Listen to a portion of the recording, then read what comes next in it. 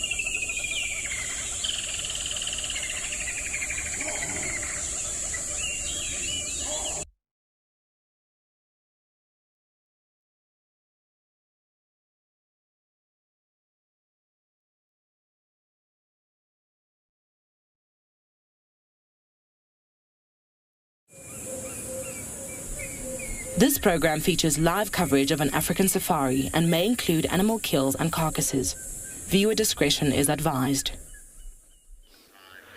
The sky is blue and the grass is green, and it is the most perfect afternoon on a summer's day here in Djuma, South Africa. And because there's not a single cloud in the sky, it means it is very, very warm. So it's going to be all about us seeking shade and finding the animals in the shade this afternoon. And so Steve and I are going to be heading out, trying to see if we can maybe find some ellies to start off with. And then later on, we're going to try and see if we can find some of our spotted cats here on Djuma. believe Ingala will be doing much of the same. But it promises to be a really nice afternoon. Like I say, because there's not a cloud in the sky, and there's a gentle breeze, I'm sure there's going to be lots happening a little bit later on when that sun starts to set on this, your very own live African safari.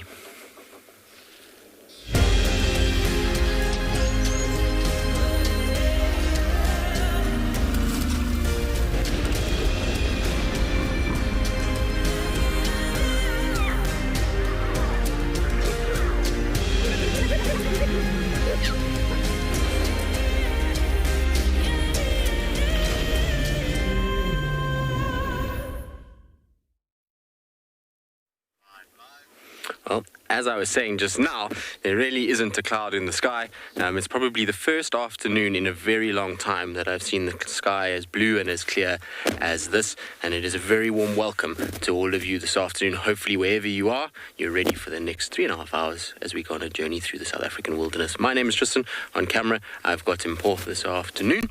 It's always a lovely treat to have him on the vehicle, and we are coming to you live from South Africa, which means we would love to hear from all of you. You can send your questions or your comments through to @FC on the YouTube chat, hashtag Wild Earth on Twitter, kids questions at wildearth.tv as well, and then all of the other platforms just post in the comment section below. Right, now the plan of this afternoon, as I was saying just now, you can see there's really a lot of sun that's out, and that means that a lot of the animals will have found shade. It's not particularly hot in that the wind is hot. The wind has actually got quite a cool feel to it, but the sun itself is baking. Every time you go into the sun, it feels like you're being burnt.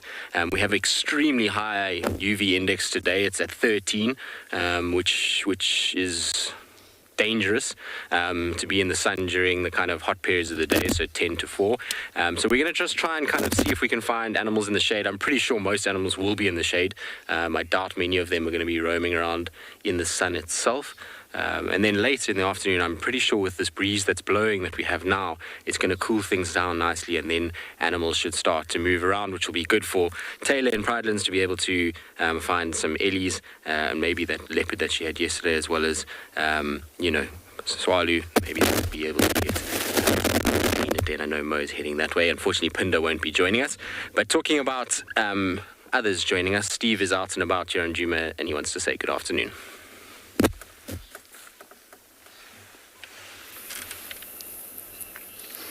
Good afternoon, everybody. Welcome to the other vehicle out in the scorching sun here in the Sabi Sands. I think it's actually pretty hot all over the eastern parts of the country right now.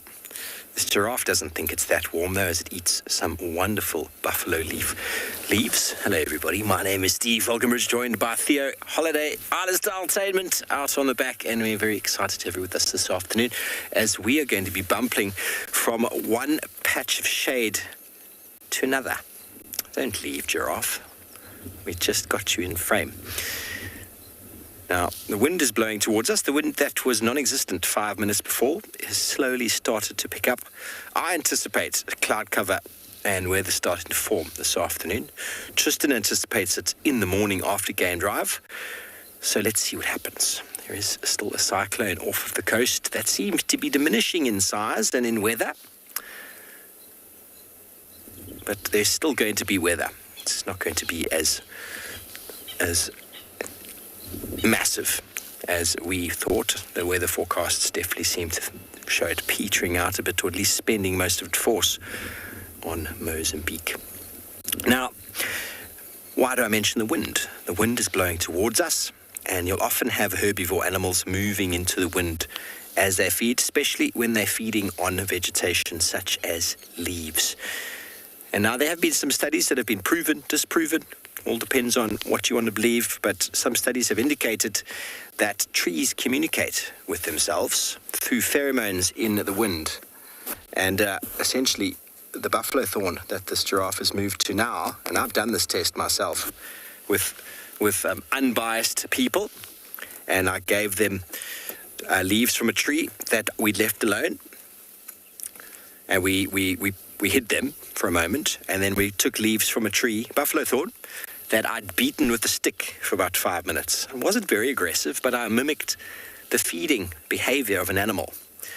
And then I switched the leaves around so that no one knew exactly which was the one that I'd beaten. And then I asked everybody to give their opinion. And the one that had been beaten tasted more bitter to the audience of students that I had. They all agreed on the same leaf being more bitter than the first one. So bitterness is derived from tannin. Plants are able to mobilize tannin when they're attacked, and they're able to mobilize that towards their leaves, and it's a form of defense. And bitterness is the result of tannin, and tannin binds to protein, and many animals will avoid high tannin-rich foods because they can't digest it. Although browsers such as giraffe and kudu have got very large livers to help them deal with the chemicals. Those oxpeckers gave her a bit of a fright. But still, they will feed for about 4 to 5 minutes on a tree, and then they'll move off. And you'll always see them moving upwind when they're feeding. So that is a fact I've witnessed. I've spent many time with giraffe feeding. We both feed on the same trees, you see. So we now feed on the buffalo thorn, because the buffalo thorn that is feeding on again there is very tasty. And we'll actually talk about some plant behaviors, or should I say plant defense mechanisms this afternoon, and to show you exactly what certain plants do, how some plants have got defense in the form of mechanical defense and thorns, and how some leave thorns out the equation altogether and just go for chemicals, and why there are two different strategies. Hopefully we can keep that all interesting, entertaining, and at the same time I'll do a little bit more on botany today to discuss the differences in leaf arrangement as the third installment of tree identification. By the end of the week, by next week, we'll be delving into individual plants, and so that all of us back home who maybe have struggled in the past to find a plant, where it might be growing or what it might be, to just give you a very, very good indication of how to find it and what to look for. So I hope so far in the educational botany discussions, I've been imparting some information so far. If you've missed it, we've dealt with the simple leaves. I haven't gone too specifically into the different species, but being able to identify the difference between simple and compound leaves is very important. Very important if you want to find a tree, because they're in very different areas in a book. And then trees that have mechanical defense versus those that don't are also in different sections of the book, and often very well illustrated in the key, which is found in the beginning of the book, some of them in the back of the book, but all tree books have got a very specific key which helps you to find exactly what it is you're looking for. Giraffes, though, don't need a tree book to find what they're looking for. They know what they're looking for because they eat these trees. They like the taste. And we're going to see in about a minute or so this giraffe is going to give up on the trees feeding on and move the other direction to feed on another tree that hasn't yet been influenced by browsing. Don't forget, we are live and interactive, and comments and questions, there we go, are always welcome. Safari Lover, I'm not sure if they're hereditary, but they are unique. I don't think you'd find a giraffe with exactly the same patterning, but definitely the subspecies have got similar sort of patterning. The differentiation between the subspecies is their pattern. But they don't have the same sort of uniqueness that you see in zebras or in the spots of cats or leopards, should I say. I wouldn't be able to tell you the difference between a different giraffe by the horns or the ossicones for sure, and by certain marks and growths and injuries. That's how I go. But giraffe, they all look the same to me, if not for some interesting characteristic. Okay, so now it has moved to a different bush altogether. That looks like one of the guarries. Look at that tongue. Now, it's ripping the leaves off. You see the very powerful jaw muscles, masticating, chewing the leaves. Only briefly, not much chewing is going on right now, just a little bit of chewing. The herbivores in the form of ruminants that can fill their mouth and their belly, and basically they're just swallowing the food. A little bit of saliva is being distributed onto the leaves right now as it feeds, just a little bit, and a little bit of chopping up is happening. But it will go and spend some quality time in the shade, where it will then go through the proper process of blending and chopping and applying saliva to the leaves that it's been feeding on. An adaptation that allows ruminants to feed in short stints in times when the temperatures and weather conditions are preferable. But giraffe, as we know, are very well adapted to the heat. Those patterns you were asking before, looking at a giraffe in thermal imagery, there's actually capillary networks of veins that come up onto the surface underneath each of those patches, and they basically are releasing heat off the animal. So giraffe do very well in hot temperature, so do zebra. That's a perfect adaptation for them being able to feed in times when other animals are not active. Okay, well, it's not only us out and about. Tswalu Kalahari is mobile, and let's go say good afternoon to them.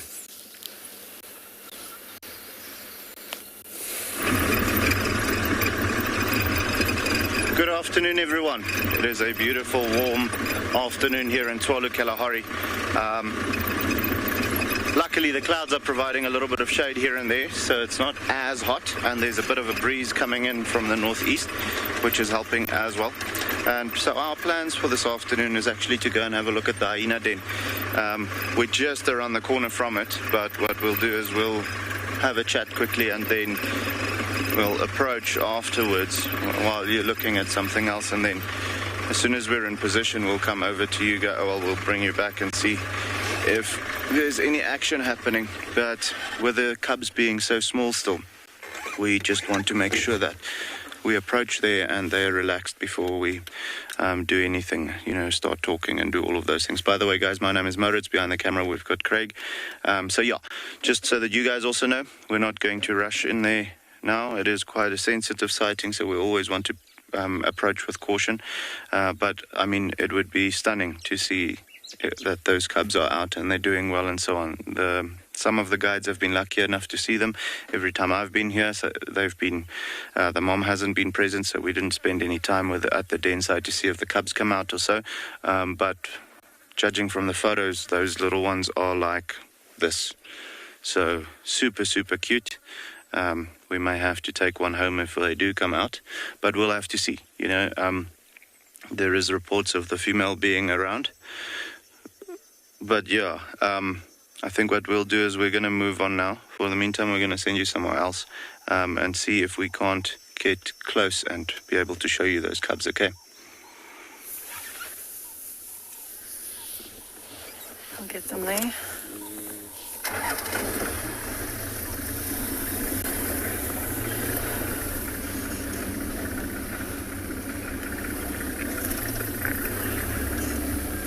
Good afternoon, everybody, and welcome to Anbion Ngala. It is incredibly hot, so I agree with Steve. We're moving from shadow to shadow today. And what I am doing at the moment is I'm following a beautiful breeding herd of elephants. And there's quite a few large females here, but what you can see is these very cute little youngsters that we have following behind. And that noise is incredible of them walking through the grass. So my name is Tessa. I'm going to be your guide on safari this afternoon here at Anbion Ngala. Behind the camera we have Sebastian, and we are really, really hoping to spend some time in the shade today with some beautiful animals. And at the moment we're quite lucky, so these elephants are all moving between the shade just as much as we are. And they're looking for something nice to eat this afternoon. We are very close to the Timbavati riverbed, and I think that's actually the direction they're moving in. So they might be going in search of some water.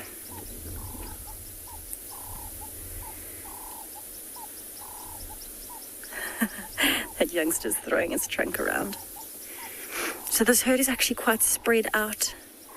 There's probably about 25 of them in total at the moment. But it just amazes me how quickly they blend in. Oh, look at that. Tiny little baby. That little calf is still incredibly young. So you can see they're actually all following on after that very big female that had the 2 babies with her. And she's very likely the matriarch of this family.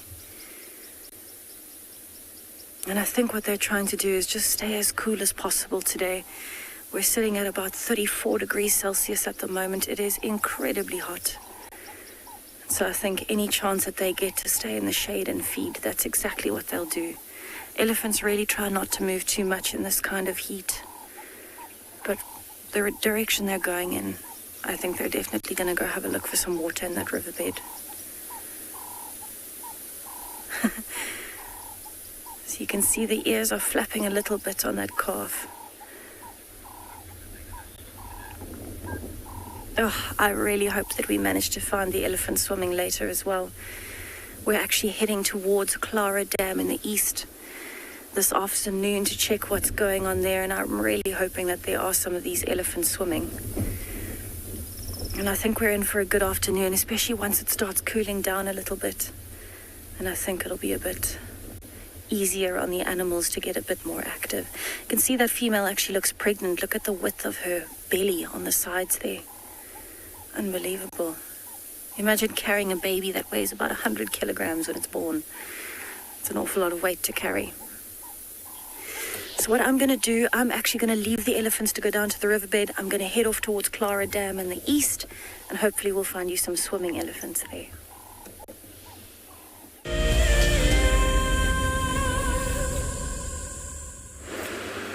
Well, I imagine it's pretty uncomfortable to carry that much weight. Can you imagine carrying twins? How uncomfortable that must be. If you're an elephant, it's cannot be fun carrying 300 kilograms or whatever it will be of baby elephant.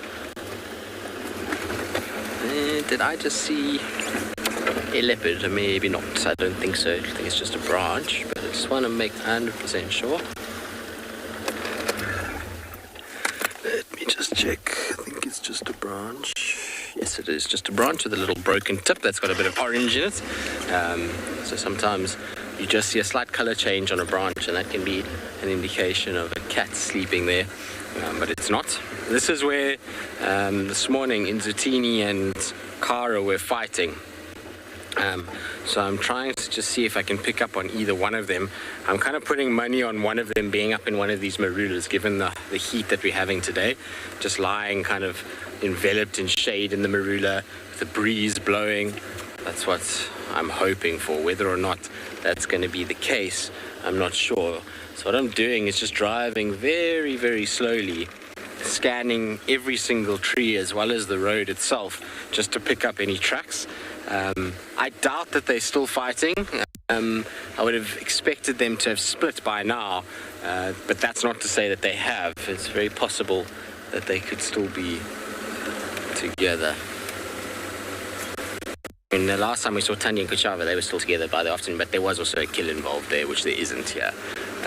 So that's kind of going to change the dynamic. They could also just be in these long grasses in the shade, and it's going to be near impossible to spot them in here unless they come out and start walking later. We're definitely going to just concentrate in this area this afternoon and try and pick one of them at least.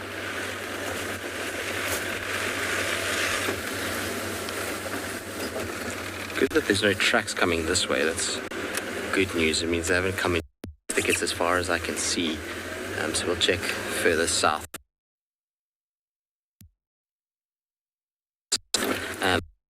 I think maybe we'll get some luck and find one of them.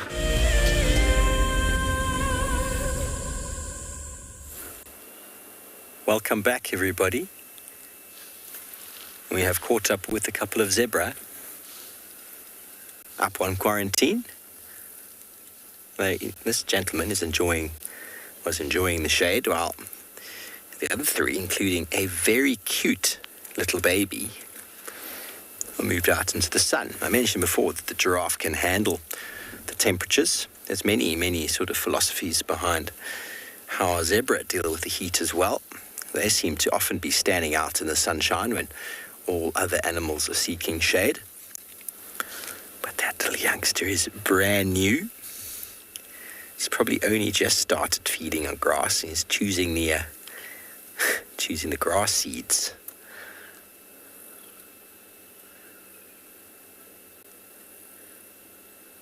Still very fluffy.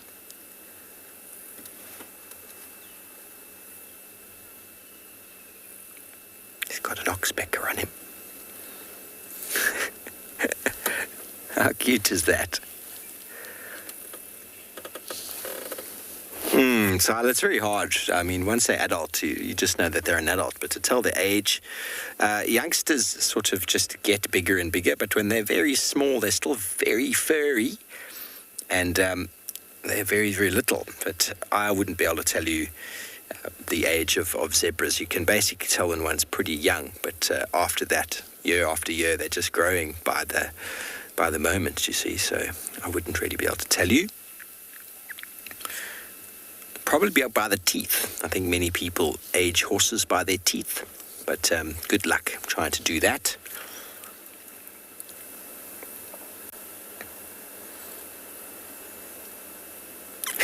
He's got a proper little walk on him there.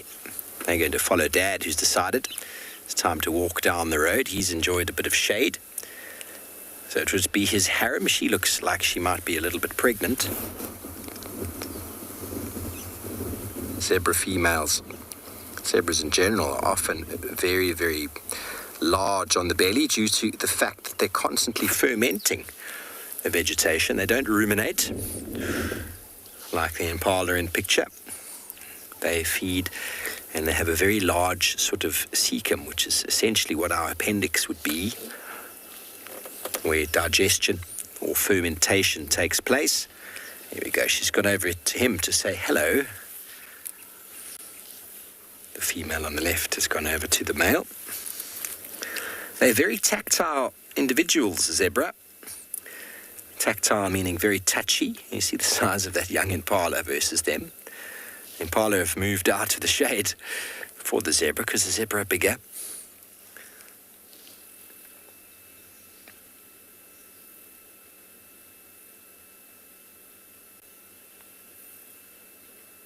Another baby impala.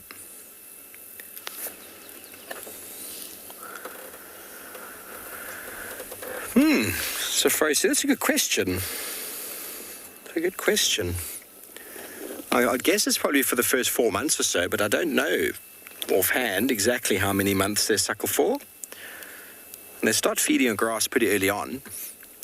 They're able to move early on. The parental care is limited. So with animals like these, impala, zebra, wildebeest, where the parental care is quite limited due to the fact that they're precocial and born able to move about, it's in their best interests to feed early on.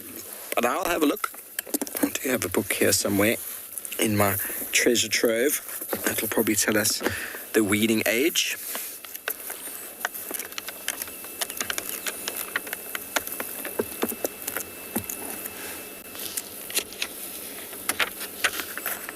Always learning. It's good to always be learning.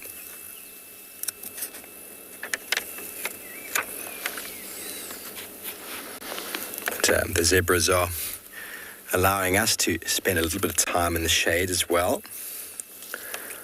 It's a blessing to have such a long-lensed camera to enable us to do so.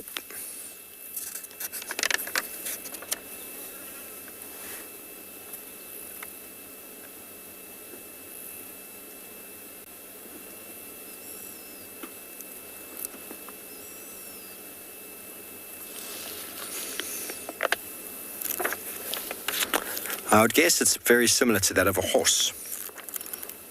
Weaning age. Travis, isn't it adorable? It looked like a little girl just when I looked under the tail, but I didn't get the best look. Didn't get the best look.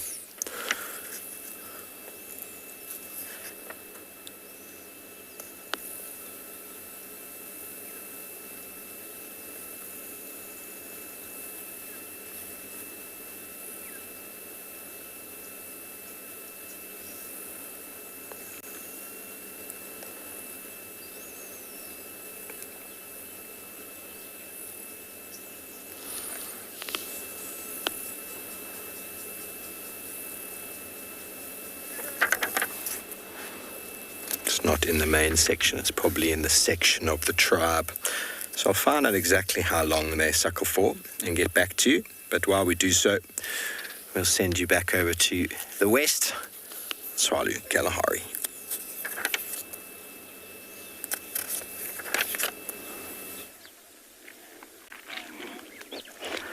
So guys, yeah, we've been to the den. The mom is not quite there.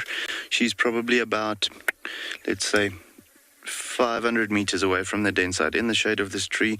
You can't really see her right now, just the belly actually. Right over there, that's a hyena, guys. But she dug herself into a nice cozy spot, just waiting for it to cool down a little bit, I think, before she returns to the den site properly. So we're going to spend some time waiting just to see when she maybe goes back to the cubs and they come out and so on. With her not being with the cubs or at the den site, we won't be going off-road for her. So even though she's, not even 30 meters from the road, being in that thick brush, it makes it a little bit more difficult because you can't necessarily move the road to get a better angle. So we're just going to wait for her, to, when it cools down, get up and move towards the cubs, and then we'll go on the little 2-track that we've created to get to the den site and get a nice view of them, suckling or playing around the den site, or so they won't come out when mom's not there. If they do, they will put themselves at risk. But as soon as she is there, they're going to be much more comfortable. So we're hoping that she does that not too long from now. Like I said, with the clouds moving in, it does provide a little bit of shade here and there, so it cools down a little bit more. However, when the sun moves out from behind the clouds, it's still nice and warm. So I don't think she's going to get up this a moment, but maybe in a half hour or maybe 45 minutes time, we might get a good sighting of them. So again, just a little bit of patience that we need to show to be able to get a nice view. There's another vehicle also looking for the wild dogs, which has moved into this area where we are right now. So if we see she's very lazy and there's not much happening, and they found the dogs, we'll rather go for them, see if they don't want to hunt maybe or do something interesting, should the hyenas be a little bit boring today. Not that they are boring ever, but you know what I mean. Looking like that for 3 hours. It's all good and fine, but after a while you want to see something moving. So yeah, we'll have a look and see what is the case. It is exciting times though for Tswalu, with the hyenas being newly introduced, only just over a year now. It's great to have them have cubs and see that they're doing well and, find the evidence of where they made kills themselves. That just means that they're taking good care of themselves, and if there is cubs, they'll take good care of them as well. So great to have yet another apex predator in the reserve. It just helps with the balance of things, so that the herbivores don't overpopulate, especially the larger ones, with us having the dogs and the cheetahs and so on. Things like eland and gemsbok and those types of things, they can get a lot quickly. But with the hyenas being in the reserve now, along with the lions, they will help keep those numbers stable. If they do overpopulate, then the numbers will drop a little bit lower, and there won't be enough food for the amount of hyenas and lions. So yeah, then their numbers will drop as well. But yeah, we're gonna stick with her for a little bit. If there's something that happens, we'll let you know, okay?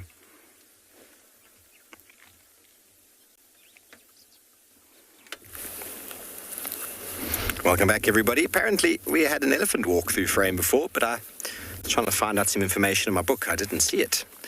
So we're still with our zebras, and they do indeed start feeding on grass at about 2 months, but they are fully weaned at a year.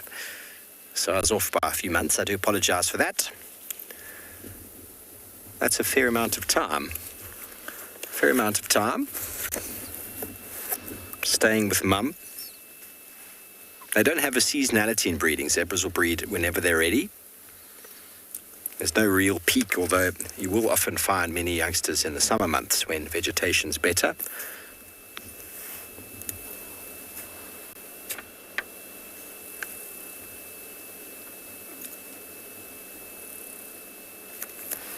And even though they are able to be weaned after a year, they are also potentially able to breed yearly,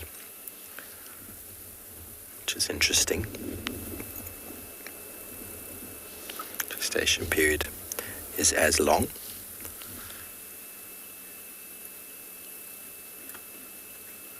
So they can come back into estrus pretty soon, a few days to a month after foaling, which is quite interesting. Obviously one of those strategies of keeping the population up. You've got a longer gestation period like that. It does help to be able to breed quicker. We don't see large herds of zebra down here in these parts anymore. Not like up in the Masai Mara.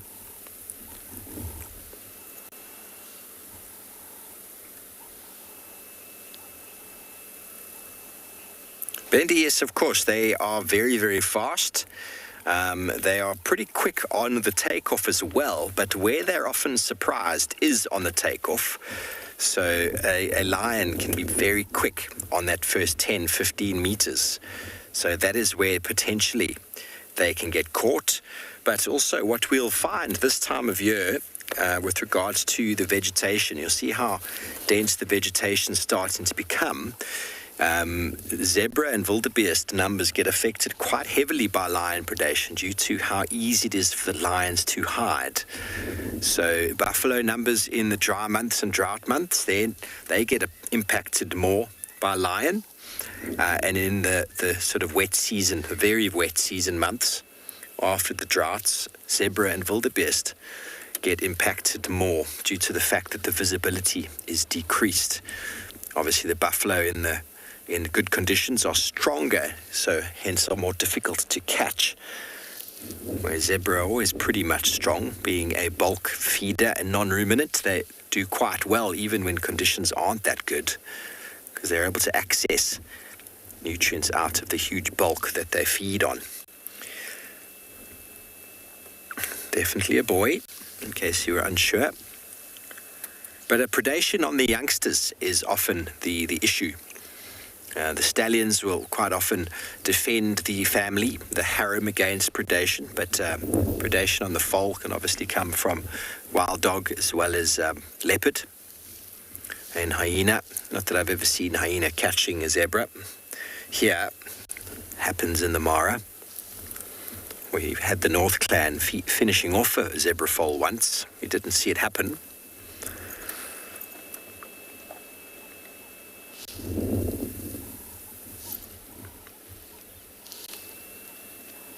So you can see the youngster's not really at the stage of eating. He's just staring around, wondering what everyone else is doing while everybody else is feeding.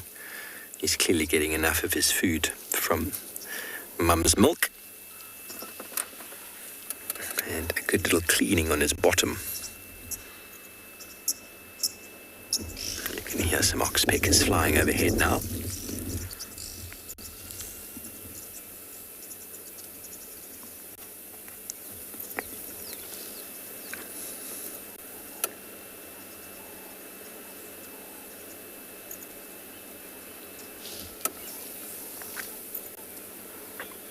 Good afternoon, Mobile Station.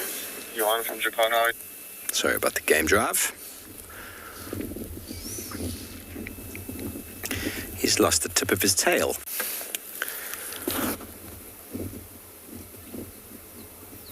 He's still got some, but his fly swat is not as effective as the ladies.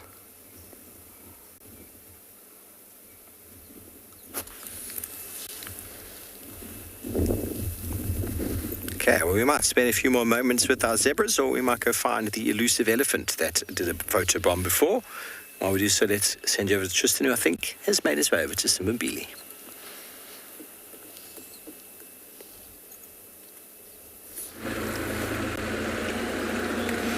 hopefully you'll find your elephant, Steve, that photobombed you. We have not had any luck yet for our leopards. Found where they were this morning, lots of tracks for vehicles, and kind of you could see where the vehicles had been going in and out, but no sign of them as yet. It's not to say that they're not just hiding down in the grass. I was kind of putting my money on, given the heat, that one of them would be up in a tree just resting and enjoying the coolness of the breeze, because the breeze is much cooler than you'd give it credit for. It doesn't, because it's kind of a bright sunny day and the sun is hot, it doesn't mean that the breeze is actually hot itself. So I would expect one of these cats to be up in a tree just enjoying the coolness of the breeze blowing. You never know though, maybe they chased each other from this clearing into the thicket on my right hand side. That's very possible as well. But we'll loop around and just figure it out eventually. We'll eventually find where they went. They could also just be lying in this long grass in the shade of one of these trees, and you will not see them from the road. You'll have to kind of wait for one of them to stand up if you're going to see them. But what I'm doing is I'm just doing the entire open clearing, checking all of the big marulas to start with. Once we're done with that, go back to where they actually were and see if we can not pick up a track somewhere there, and then go from there. It's the kind of modus operandi. I know in Zutini particularly, I'm not sure about Kara, I haven't really spent enough time with her to know her, but in Zutini loves a tree, so...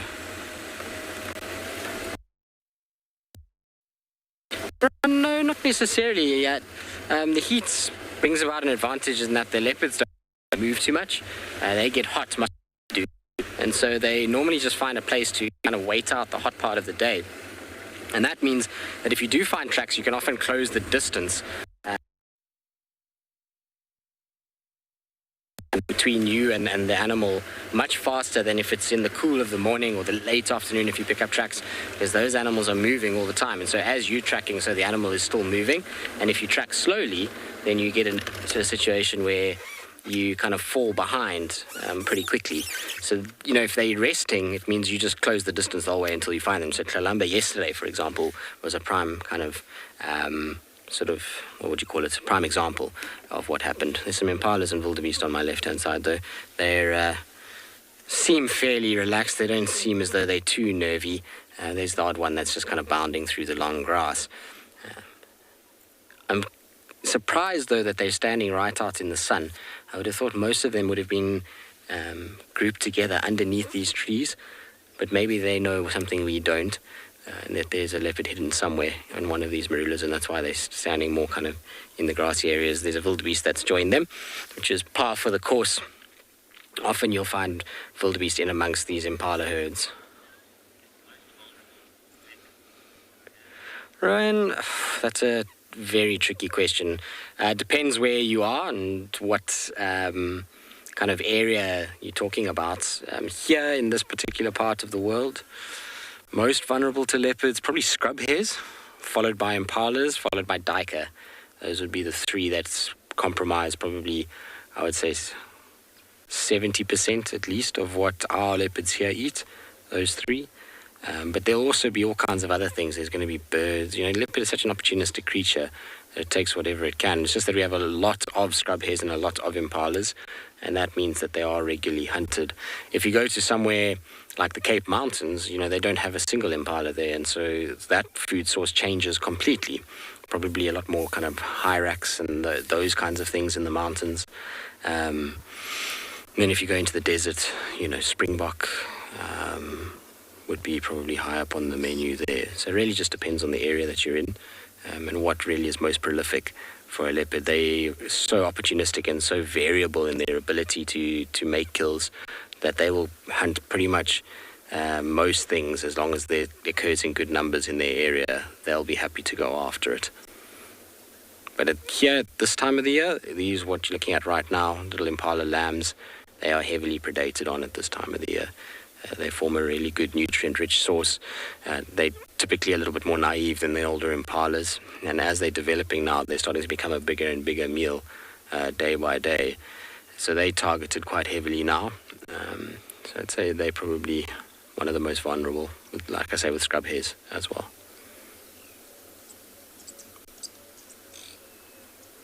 So if you have impalas around and you have clearings like this with a thicket on the edge, always good places to look for leopards. They're often kind of lurking about on the fringes, waiting to strike as the afternoons kind of cool down. Good, so we'll carry on. Let's see, there's a few more marulas to check. If nothing there, then we'll go back to where they last had them, and hopefully we'll get some sign in that part of the world.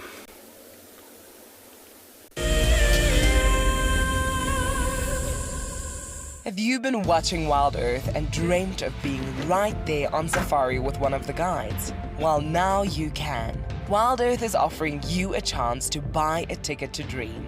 You or a friend can hop on board a live Wild Earth show and join our guide on safari. The ticket is redeemable at any of our locations, anytime in the future. Only a limited number of tickets are available, so don't wait. Get your ticket now and start dreaming. Terms and conditions apply. Guys, have a look at what we've got. This is better than my birthday. Look at that. This is the first time that I ever see cubs this small. This is so special.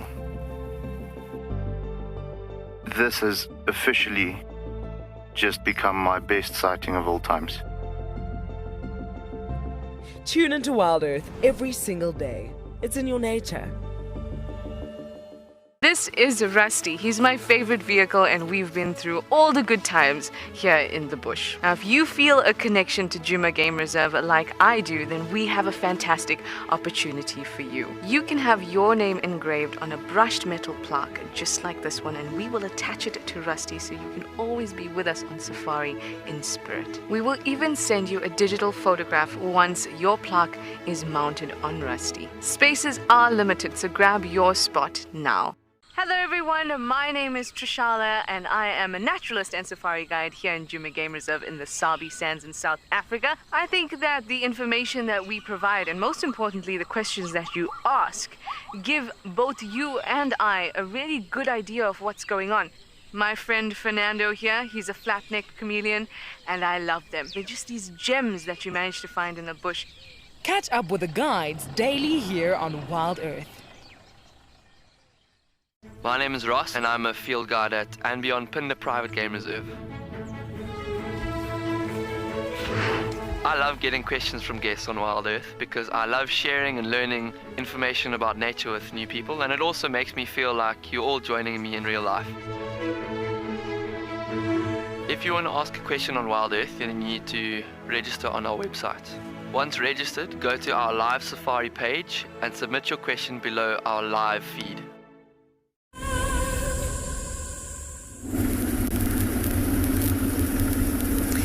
Welcome back to And Beyond Ngala, everybody. You can see what a beautiful hot day it is. There is not a cloud in the sky right now.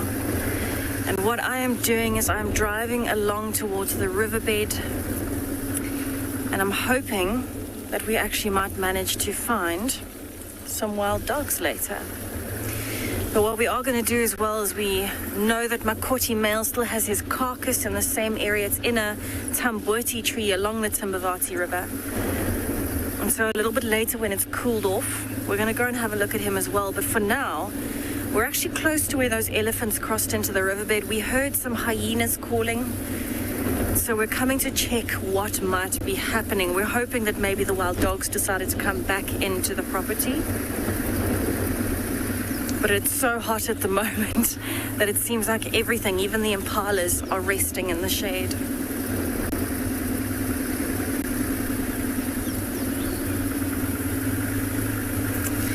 So speaking of the elephants that we have in this area, we're going to send you over to some elephants on the other side.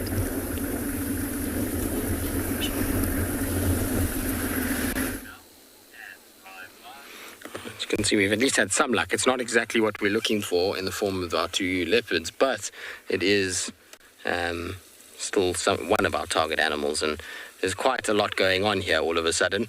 There is a lot of dust being thrown everywhere. There is both urinating and defecating all at once. Proper multitasking that's taking place by this female. She's a beautiful, beautiful cow. Massive, massive body and nice long tusks. and she's having the best time after having a little spray down at one of the nearby pans. She's now started to throw dust all over herself, and what I'm hoping is there's actually a small grouping here is that they're going to head towards the clearing, because if it goes that way around sunset, these guys on those open clearings where the marulas are with that afternoon light will just be super pretty and well worth spending time with them. We're just going to have to wait and see if they are going to head that way. She's the kind of last one of the herd. The rest of the herd seems to be up in front, just heading into the thickets. I think it's still too warm now to be on that clearing, so they're heading into deeper, thicker, denser areas just to try and stay out of the sun for a bit. And then from there, they'll start to move into the clearings and go and monopolize those marula fruits that are all over that area. There's lots and lots of marula trees, and that means that lots of places for an elephant to find food.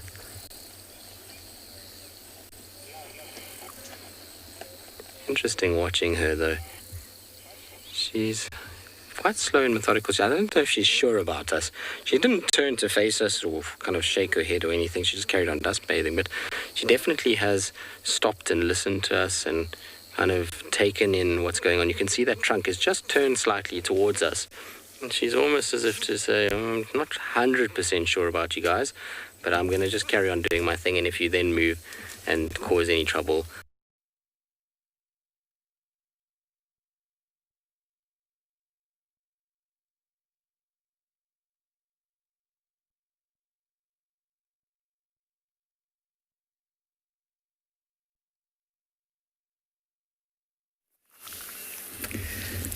Welcome back to Djuma, everybody, where we've managed to, through very hard, diligent tracking, track down our elephant bull that I didn't see earlier, that walked straight through the camera, apparently. Here he is, beautiful big fellow. He's semi-wet. He's been in the water.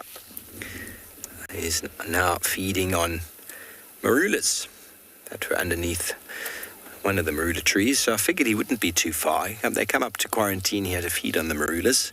He's going to go from one to the other.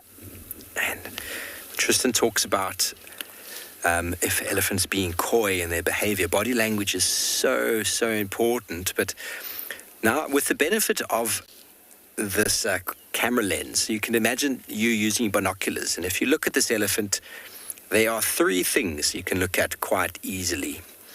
The first thing you'll notice is that it's feeding, which is a very good sign. The second thing you'll notice is that the tail is hanging limp behind the body. And the third thing, if you look really closely, we saw it before when it was turned to the side, the eye. Have a look at the eye. The eye is pretty much closed. Now, the first thing to change on an elephant when its behavior changes is the eye. The eye goes wide, and the animal, well, when the tail goes like that, it's because he probably needs to have a poo. So don't think that the tail's gone stiff for any other reason. You're going to hear it or see it now. He's probably going to have a urine break as well. So don't think that that stiff tail now is any, well, it is a change in behavior, I suppose. It's a movement. But can you see the eye? It's pretty much closed, everybody. Now, if you're able to notice that with an elephant, and you are with binoculars if you're looking for it, you'll notice that the elephant's eye is closed, which means either he has absolutely no idea we're here, which is probably the case, or if he did know we're here, he doesn't care. Okay. As soon as the behavior changes, you'll notice it first in the eye, and then the body will start to respond. And that can happen quite quickly. So when Tristan's talking about her being coy, elephants that deliberately stand with their back to you, they sort of turn off to one side, they're actually looking at you, is always just listen and stop and allow them to do what they're doing. And if they decide to then relax and come closer, that's fine. Then that is fine.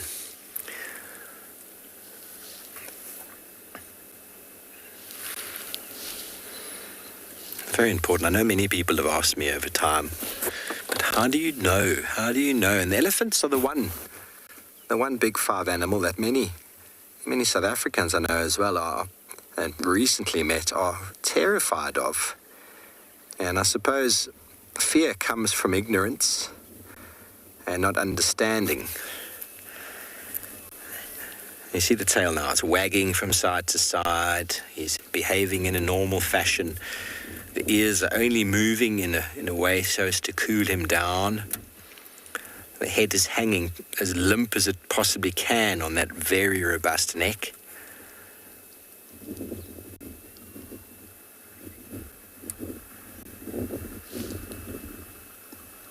And a final note that I've encountered many times with elephant bulls, of course.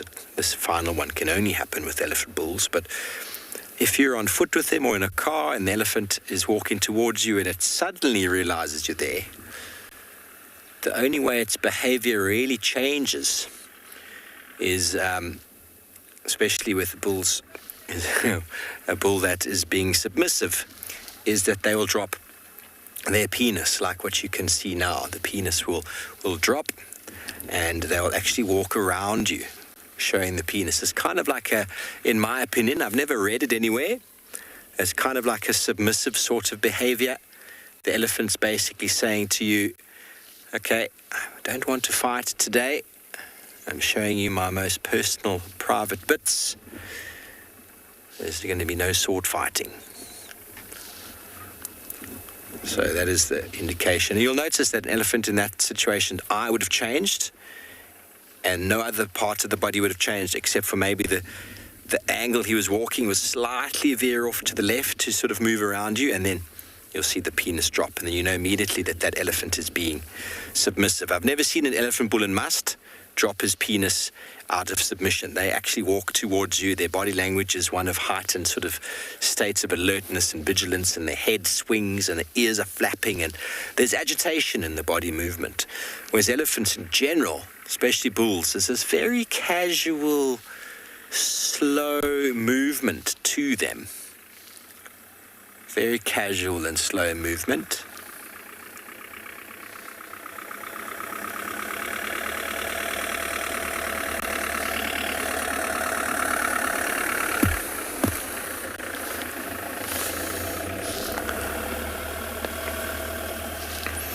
Almost like they've got all the time in the world. So 50, no, there's nothing to bother this fellow. Nothing at all. Nothing at all. He's a big bull. You don't really notice it right now from this distance, but you can see the size of the head. You just see the size of him. He's a beast. If we got any closer, we'd notice how large he was. It's sometimes quite nice to sort of pick a mark on the tree and then to go back to that mark afterwards and to have a look and see where did he measure up to. And you'd be quite surprised sometimes at the height. You don't often think how big they are because of the proportion of the body. It all sort of balances out. You don't see tall elephants, you see big elephants. Elephants don't get tall, their entire body just sort of gets big. So not like in humans where you get these unnaturally tall people that are quite skinny. You get just big elephants. You know, when you meet some rugby players, we see them on the field, they all look giants. So they all look pretty normal on the field because they're all in proportion to themselves and to each other. And then when you meet some of these men, probably many of you over in the United States have got a similar thing with American football players. Some of them are just enormous human beings. On the field, though, with the pads and the helmet, they all pretty much look the same. But when you meet them in the real life, you notice. We often see it on the TV when they're singing the national anthem. We've got all 24 or whatever it is, 30 players all arm in arm, and you can see from the little guys to the big guys, the size difference, the size disparity is enormous.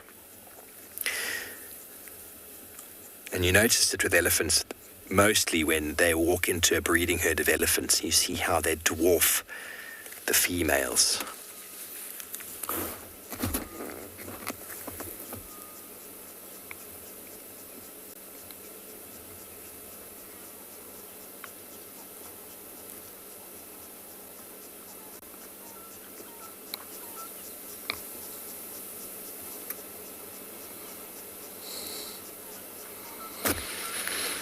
Hello, Wales Glass. You want to know if all elephants have tusks? And no, that's not the case. It's a genetic sort of variation. Some elephants are born without tusks. Quite often, a female with no tusks will give birth to a female or with no tusks as well. Sort of a genetic variation. And Addo Elephant National Park down in the south of South Africa, in the Eastern Cape, is a very good example of what you'd call a sort of selective hunting or selective removal of genetics from the population many years ago, in the 1930s or somewhere around there, before the establishment of Addo Elephant National Park. There was agriculture happening down there. And so, as many of you know, human-wildlife conflicts on the African continent is pretty profound, especially when it comes to elephants and you trying to grow some food. And so down in those parts of the world, they were paying certain hunters to remove the elephants, but they would only get paid for the ivory that they brought back. So over a period of time, I forget the number of years, the hunters only shot elephants with tusks, because shooting an elephant without tusks gained them no income. It was essentially to them a waste of a bullet. I know it sounds all quite hectic, but that was selective sort of hunting at its highest. And so today, well, up until the 70s, 80s, there was almost no tusks in the Addo Elephant National Park elephant population. Obviously, they put fences around and made a park there quite some time ago to sort of protect this or the conservation need and benefit. But the elephants that were born and bred in that park all had no tusks. And that was due to the fact that the only population alive were non-tusk bearing elephants. That was quickly solved by the introduction of a couple big Kruger bulls into the population. And now you're seeing the tusk gene back. Obviously, there's still lots of elephants down there without tusks, and elephants don't need tusks for survival, but it definitely does help a lot in the way that they feed, in the way that they interact. I don't think I've ever come across a bull that I've identified as a bull with no tusks that were actually not broken off. They were just not there in the first place. I can't say I've ever actually identified one. So every now and again, there's a few herds we see in this area where big female's got no tusks, and then you'll see her daughter following her. But it's not as common as the tusk gene, because the tusks are used for many, many feeding behaviors. The digging into the bark,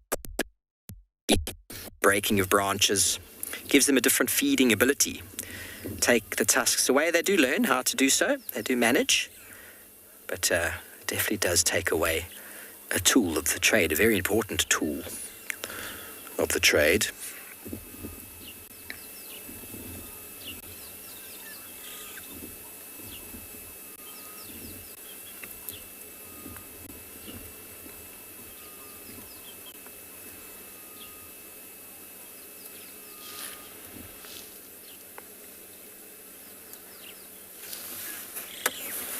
Katie, no, elephants don't have a territory. Territories are normally reserved for animals that require a food resource of a certain amount to be able to defend that, so that they can breed and look after themselves and maybe have females or breeding youngsters, whatever it might be. So elephants don't. The amount of food required to sustain elephants is enormous. So they're very seasonal movers. They do migrate and move over large areas. So what we say, elephants have got a home range. Males move in and out of breeding herds, and they will breed when the time is right. But as soon as the females are not in estrus or they're not in must, they go off again on their own, and they do their own thing, ranging far and wide. And they would have done so all over the African continent at one point.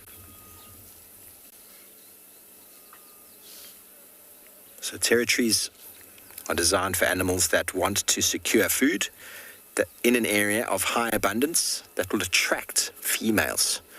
That is generally where male defend a territory for, so as to secure females within the territory, for example in rhino. But then male and female leopards will have territories independent of each other, the male using his territorial influence to encompass a few females, and the female securing a territory because she needs to provide for her youngster. The male defends the territory so as to prove his strength There's dominance over other males, so that genetic is passed on to the female or passed into the offspring. And then the female defends a territory, so secure the resource. The more spread out the resource, the larger the territory. Elephants, on the other hand, prove to the females their dominance by their sheer size. A big elephant bull walking into a herd in full must is just mouth-wateringly, amazingly beautiful for a breeding herd of females, and they want those genetics. Smaller young bulls that come in and out are quickly pushed away, especially when a big boy arrives. So there's fierce competition between males over the females, but that doesn't mean that they need a territory to do so. Okay, well, we're going to probably spend a few more moments with our elephant, and while we do so, let's send you over to my good friend Tristan.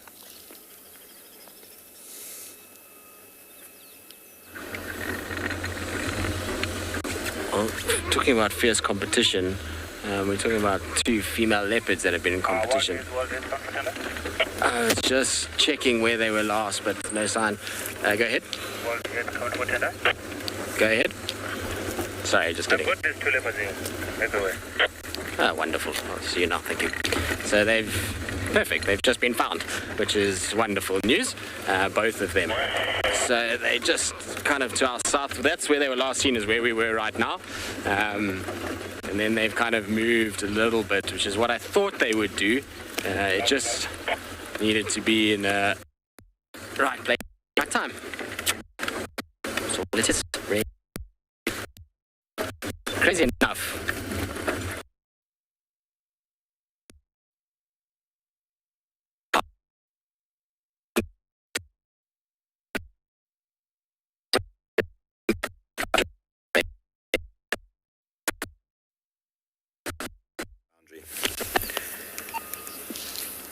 Welcome back to us. Sorry about the technical issues that are happening this afternoon. Our elephant bull has decided now that he wants to scratch his body against the tree.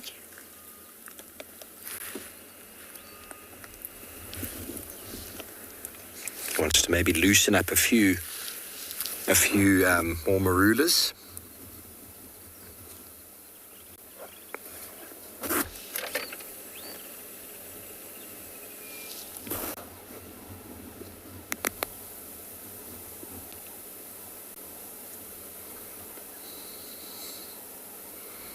Maybe he's just leaning against it and for a little bit of support. You can see how wide his tusks are. Now, a very good indication of an elephant's age, especially bulls, is if you take the eyes and the tusks and you draw a figure of 8 all the way around. So around the top of the eyes is the top half of the 8, and around the tusks is the bottom half of the 8. The wider the bottom is to the top, the older the bull is. When they're in their 20s, it's normally pretty straight. And as they get older, the tusk section gets wider and wider and wider. It's just an indication of the ossification that's happening inside, around the tusk area. Lots of bone being built onto bone. More and more sort of ossification happening in the head. Females don't age the same way. They still do get bigger, but they don't have the same development with regards to the broadening of the tusks. The tusks in females are used for feeding exclusively and maybe a bit of defense. But big males are enormous tanks, or you can even say bigger than tanks, that are designed to push as much weight as they can into the other bull and as much weight into those tusks as possible. So the ossification around the bottom where the tusks join the face needs to increase because of the amount of pressure on the tip of those tusks pushing in. Imagine a long tooth. That's what it is. It's a very long tooth sticking out of their mouth that's attached like a tooth would be via a root into the head. And if the base is weak, you can imagine how easily that would snap off. And you often do find elephant bulls' tusks that break, but you find them breaking on the tusk itself and not actually in the tooth, in the actual socket, or what you would call it, in the root area.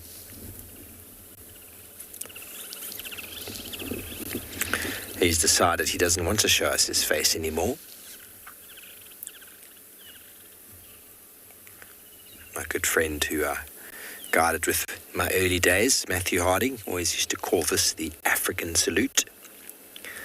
The zebra and elephants love to turn their bottoms to you. I got thousands of photos of animals' bottoms. Sometimes that's just how it is.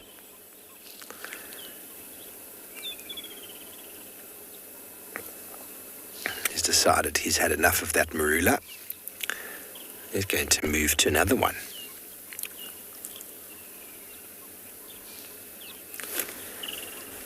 Tweety, that's a good question. Elephant bull without tusks. I haven't seen one before. I've seen old bulls with tusks that are broken off. And it's not necessarily that he's less attractive, it's that he's less able to compete with the female, with the other males.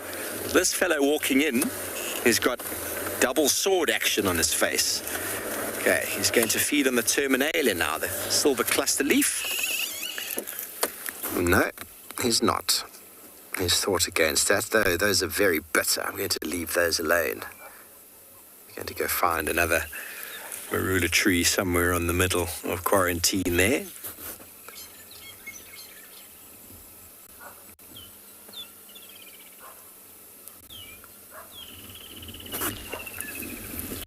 Even with that huge bulk, he still disappears behind the bush. Okay, well, we will spend a few more moments with him, and we'll see where he heads off to.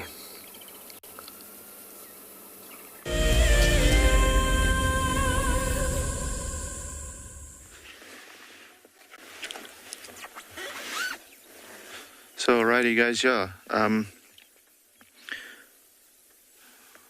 came to have a look again if this female is going to look a little bit more alive at the moment, but it doesn't seem like it is the case. She's still tucked in that little shady spot, which I feel is a very smart idea at the moment. You know, we've looked for a shady tree of our own as well. Have a look quickly at those illuminated grasses that we're seeing right there in the middle of our screen. So that's probably the dominant species of grass that we have around here at Tswalu. It's called sour grass, and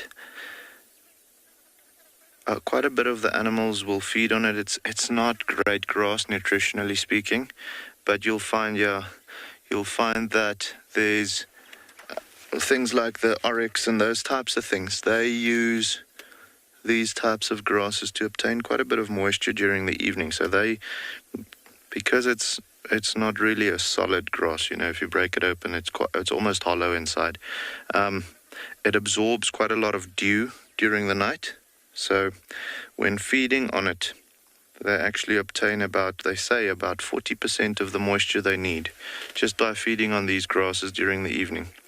It is, like the name would say, quite sour. So it's got a type of a juice that, like, for instance, if horses eat it and they're not used to it, their lips swell up quite a bit, and it'll actually form cracks in the lips, so it's quite painful for them. So with us having the horses here at Tswalu, we keep them away from the sour grass quite a bit, well, as long as possible. Young stage of this grass's life, it's not too bad. However, as soon as it gets to this point where they're in the seed, you don't really want to be feeding on that apart from getting the moisture value from it. It does also, when moving through it, you know, with us having shorts on during summertime quite a bit, it gives off this like a sticky glue-like substance, which, you know, is...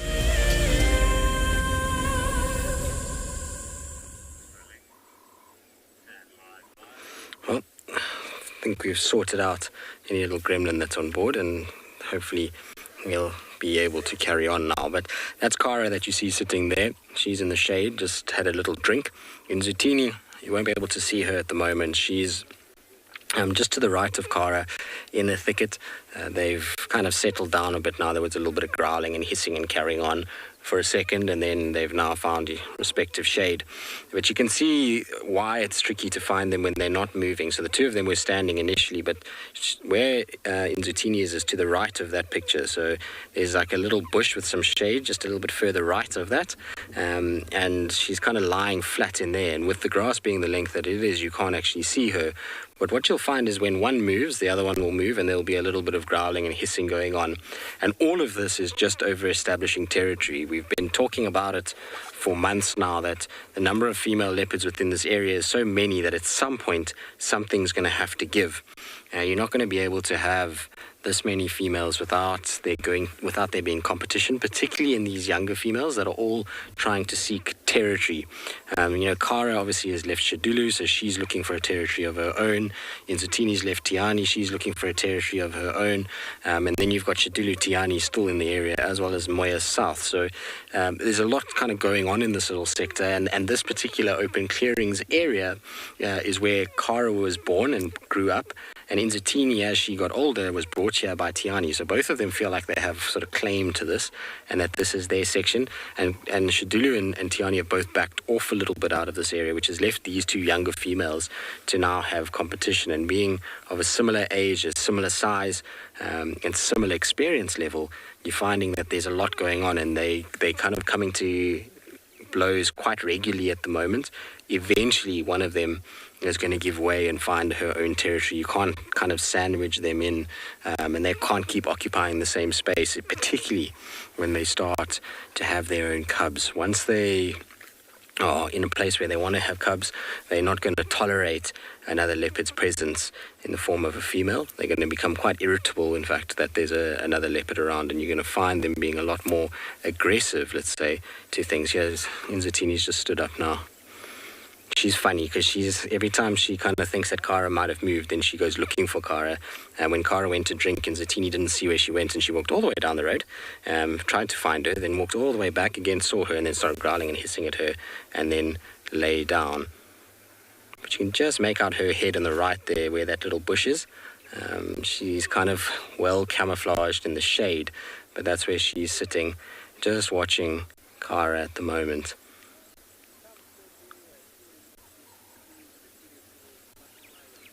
Just make her out the tip of her ears.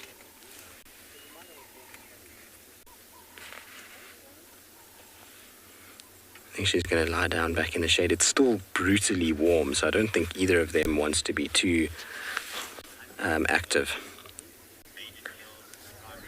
Leyden Hill Primary is a very good reason for leopards to be hunting on their own or living on their own, is that out here, everything's got to find its own little place within the world. So if you had every single predator, so let's say cheetah, lion, leopard, hyenas, all forming prides or clans and all hunting the same way, they would basically get rid of the food source, and there wouldn't be enough for all of them. But if you have animals that operate differently and hunt different sized animals in different ways, then what you're getting is you're getting a very balanced ecosystem, because the lions are going to be hunting the zebras and the wildebeest and the buffalo, whereas the leopards, being singular and smaller, they can use the thickets and dense areas, and they can hunt the small animals like impalas, duikers, steenbok, bushbuck, nyala, those kinds of things. And so there's a balance that's going to happen across all of those antelope, because each predator is able to find what we call a niche, an area where they can thrive without competition from another predator in the form of, lions or leopards, other leopards or cheetah or hyenas. So each one finds its little place and is able to utilize its special skills in order to find the food that it needs and be able to then live out a life where it doesn't have as much competition. If you have too much competition, well, then the species themselves start to die back and die off, and you're not going to have nearly as much diversity as what we have currently in this area.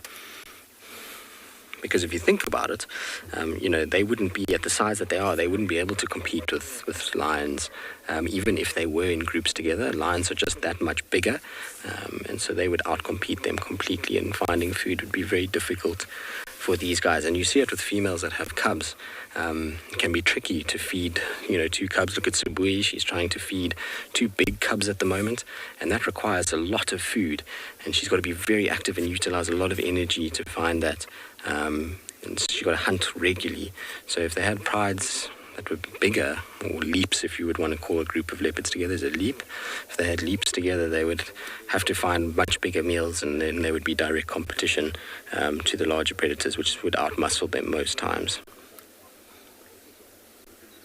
But I think we're going to see a little hiatus for now. I think it's because of the temperature that we're in right now, and they're going to both just sit and kind of weigh each other up and size each other up and figure out who's actually kind of the more dominant of the two. And then once it starts to cool down, you're going to see a lot more activity and a lot more in the way of aggression towards one another. Also, don't forget that this has been going all day. They're already at the point where they're exhausted, they're tired, it's been a lot of energy expended. So here is now just a time to kind of take it easy a little bit, and then as it cools off, so the energy increases and the intensity of their interaction increases. Crazy though, isn't it, to have two leopards together and watch their interactions is one of the most fascinating looks into leopard life. Because of the shy, reclusive nature of these animals, a lot of the time you find that this kind of behavior is very misunderstood, particularly because, in many parts of the world you can't see this. The animals are just not relaxed enough to actually spend long periods of time together and able to interact with one another, and kind of you don't see all of that stuff. And so, these kind of little looks that we get are great from a understanding of the animal point of view, but also just from our sort of point of view, they are fascinating because the vocalizing and the general sort of body postures are all very, very interesting. You can see Kara just watching that vehicle. She, unlike Nzitini, is, from what I've heard, like I say, I don't have a huge amount of time under the belt with Kara. Both times that the time that I've seen her was, just on foot. It was a very good sighting from a behavioral aspect. But everyone I've spoken to says she's a little bit more kind of wary of cars. She's not nervous, but she watches cars a lot more and is less trusting as Nzitini. Nzitini couldn't care for a vehicle. She will walk underneath cars and do whatever she does, which is just like her mom. Tiani was exactly the same as a cub, and it seems like Kara, Nzitini is just like Tiani as well. See how she's just ducked her head as that car has kind of arrived in the sighting, watching very, very carefully to see what it's up to. And as soon as it turns off, you'll see she'll start to relax a lot more.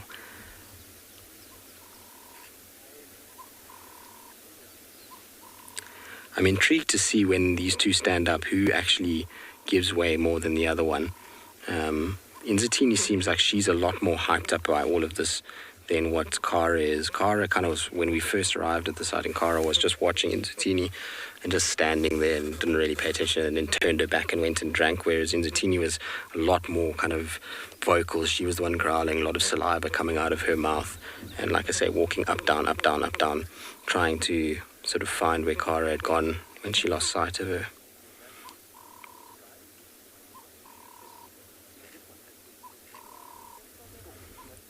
And much like mating animals, as soon as one stands up, you're going to see there's going to be immediate reaction from the other one.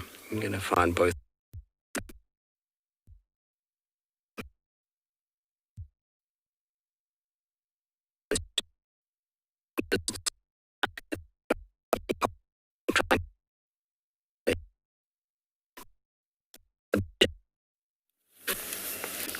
Sorry about that technical difficulty once again, everybody. Sometimes filming fighting leopards is taxing on not just the leopards, but the signal. But we with our elephant bull once again, and while we try to come around to relocating him, he pushed over this beautiful silver cluster leaf.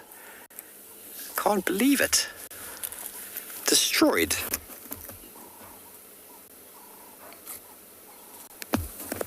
Now he's feeding on the leaves, the pods, the sticks. That was such a beautiful shade tree. But it will now become a different element of shade. Whether it dies entirely is debatable. I haven't seen the other side of it yet just noticed that the branches were hanging a little bit low than normal.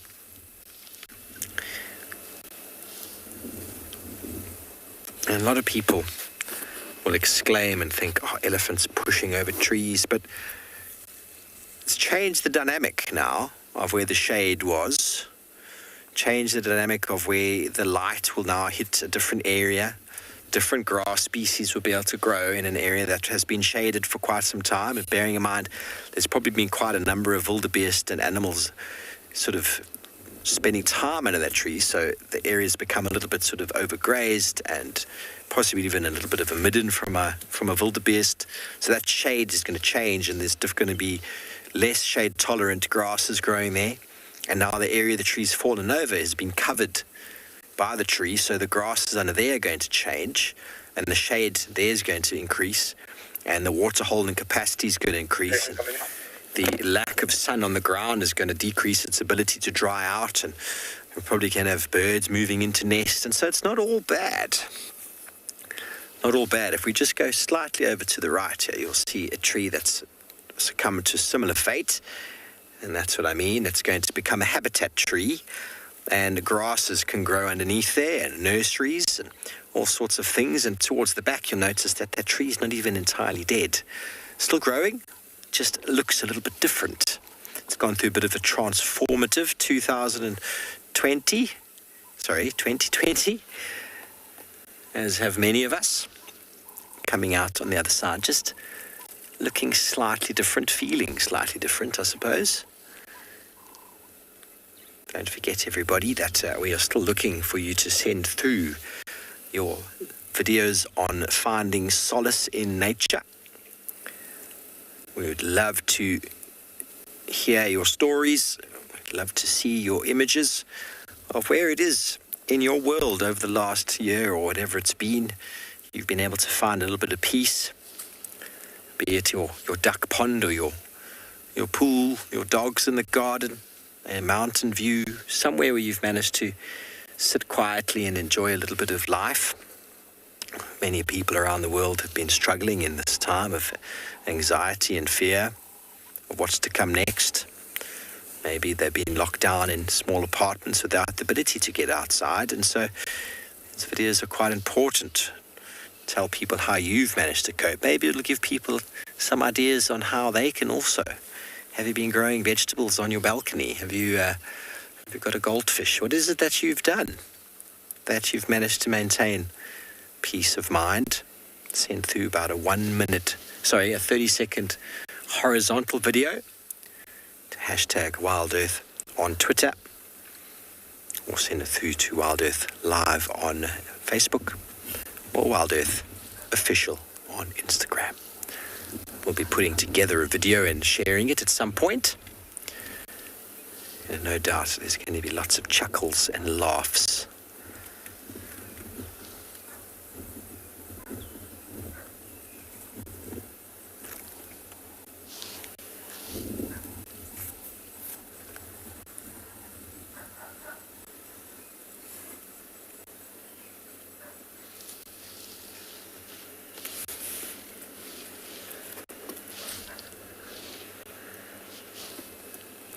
Olive elephants, like many different trees, seasonality is an important element. We find a few animals will feed on these silver cluster leaves now in the growing season. As the season sort of deteriorates, you'll notice there's less feeding on the silver cluster leaves. But the pods, no doubt, the pods are full of nutrients. You often find giraffe feeding on them just before breeding, kudu as well. This elephant clearly is enjoying the silver cluster leaf. He's ripping it off. It's probably been out of reach of browsers for some time, and I thought it was safe. What the elephant's also done now and pushed it over and facilitated the impala can come feed on this now. Impala are probably very excited they're going to be able to feed on these tall trees they've been using as shade. But this time of year, the marulas obviously are favoured due to the fruit as well as the leaves. The red bush willows at the moment are not as well grazed, but as the season starts to go on, the red bush willows will be fed on at length. Once the marula fruits are gone, you'll see them feeding lots on the red bush willows. Any acacia, any sickle bush, buffalo thorn, any of the trees that have got mechanical defense elephants are way beyond the mechanical defense. They've got all of the techniques and tools to go straight past the tree's mechanical defense. And they don't mind a few thorns, a few spikes, a few sharp bits in their mouth. They just eat it all. So you can defend yourself as well as you want to, but there's always going to be something that's able to overcome. Going to be able to overcome your defenses. And well, that is an elephant. You can grow as tall as you want to get out of the reach of herbivores. And the elephant will then push it over, and then feed on your highest branch as well. Sounds like Tess over at Ambion Ngala has got an elephant of her own. Let's go over to her.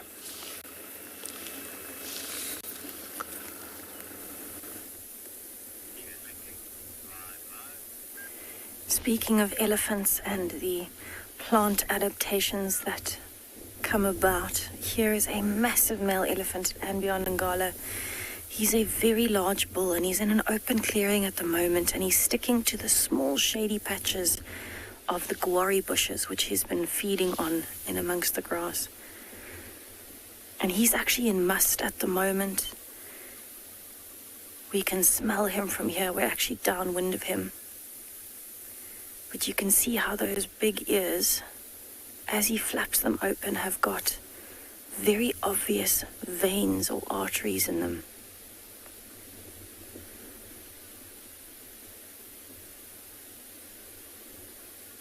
There you can see them quite nicely in the sun, fanning out from the center of the ear right up to the top.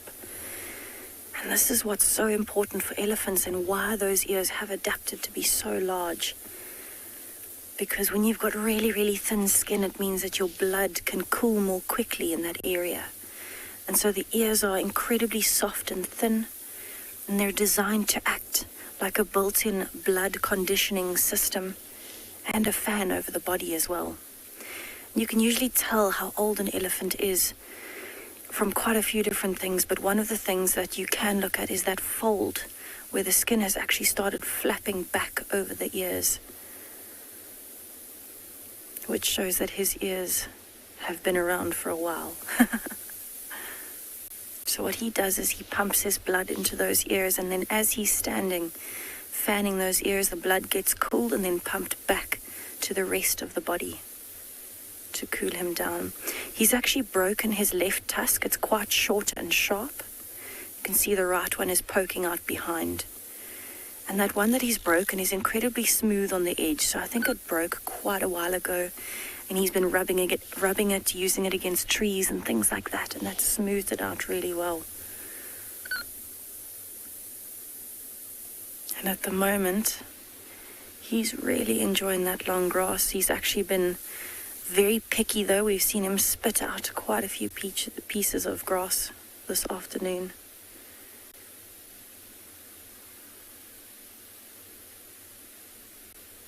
So you can see he has quite a large body. I would estimate that he's already at least 35 years old, if not older. And something odd that I noticed on him as well is he's got a particularly long tail.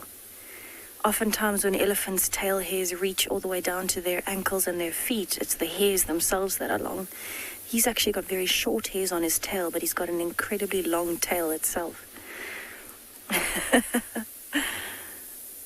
Very interesting to see how each elephant can be so different. And as he's walking, you can see he's actually also flicking that tail to get the flies away from him, but also standing and then resting one leg at a time. He's not putting all of his weight on each back leg. He's actually using one leg slightly further back to rest. And there you see he swung it forward, but he's not putting weight on it. Being so big and heavy, he doesn't want to have too much weight on the legs all the time because he does not lie down to sleep. He's flicking all the dirt off of the grass before he puts it into his mouth.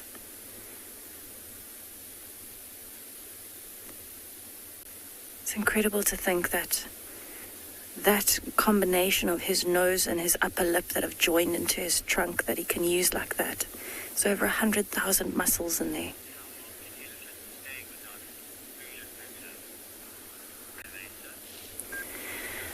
Palesa, so elephants would have to eat almost all day, and they need water every day as well. So especially for an elephant on his size, he would be eating for probably 23 out of the 24 hours in a day.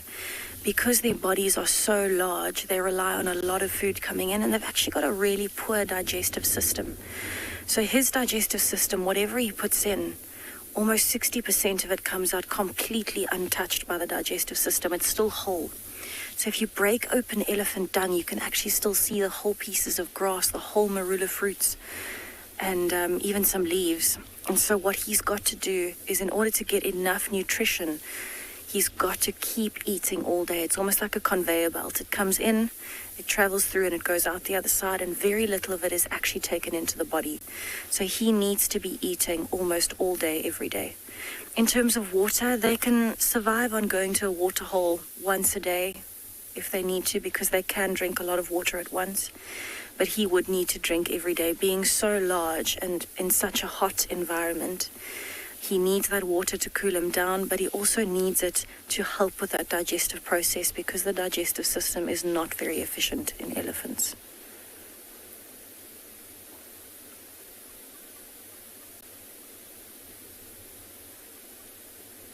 So it's actually incredible. This clearing that he's in seems to be quite popular this afternoon. So he's off to one side, but what we actually have in this clearing is a whole lot of other animals as well. So we've got some wildebeest, we've got some zebras, we've got some impalas, all spread out through this clearing. So actually what I'm going to do is I'm going to stay here with them, see what else happens in this clearing, because there are a lot of other animals around. There were even some black-backed jackals. And then from here, I'll head on down towards the river a little bit later.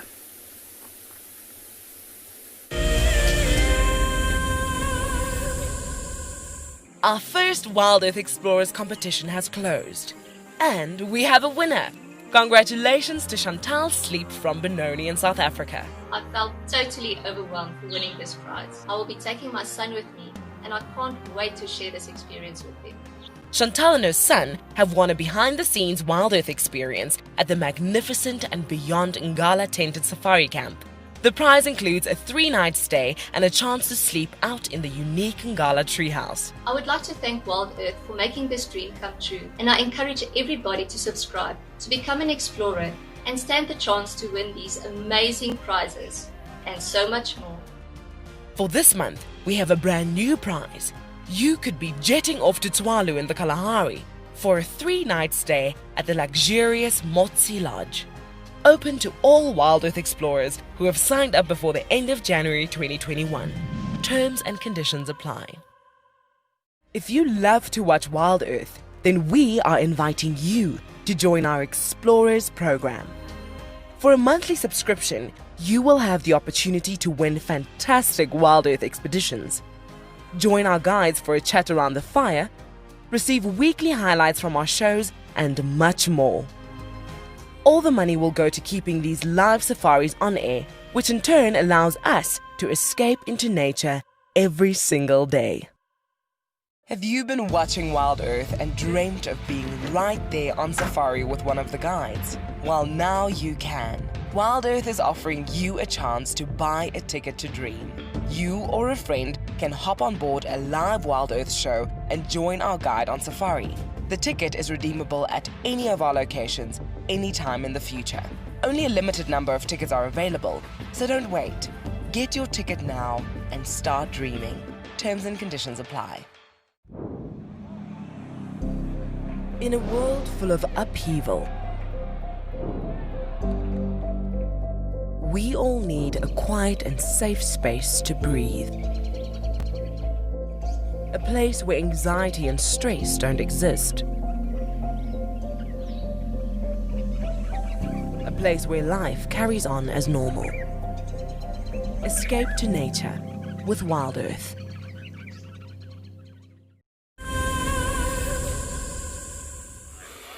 Right, let's try this again. We'll hopefully be able to stay with you guys this time. Everything's still exactly the same. It's way too hot still for anything really to be taking off just yet. They will clash at some point this afternoon. We just need to be patient and wait. Eventually there'll be a bit of competition between them. But it's really nice just to be spending a little bit of time with Cara. Like I was saying earlier, for me, she's been the kind of bogey leopard. Her and Mulawati were always the bogey ones. And I managed to get Mulawati middle of last year a few times. But she's kind of eluded me for a while, which is nice to kind of finally sort of spend some time with her properly on a vehicle and get to basically just see her and spend time with her and get to know her. It sounds weird, I know, and a lot of people probably think it is weird, getting to know these cats, but you really do. It's the more time you spend with them, the more you understand each one has a very unique kind of personality. Each one behaves slightly different. There's certain areas that they like to use, certain things that they like to do. So, for example, if you look at Tlalamba, for example, is a great one. Over the period of time that we've watched her, we've started to understand, one is that she is a cat that is not one to walk on roads as much as maybe, let's say, Tingana. Tingana is one that will walk down roads a lot more. She likes to kind of cross roads and through blocks, much like her mom does. She has certain favorite animals that she tends to stalk.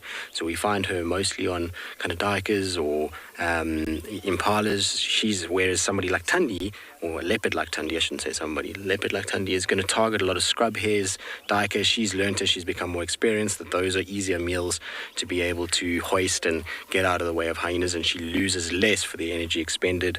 And so we get to understand these behaviors, which always helps with one, understanding where the animal is in its life, what it's trying to achieve, and where to find them. That's the other big thing, is that you start to understand their patterns and where they like to walk. And when you then start to understand that, that's when you'll be able to find them on a more regular basis.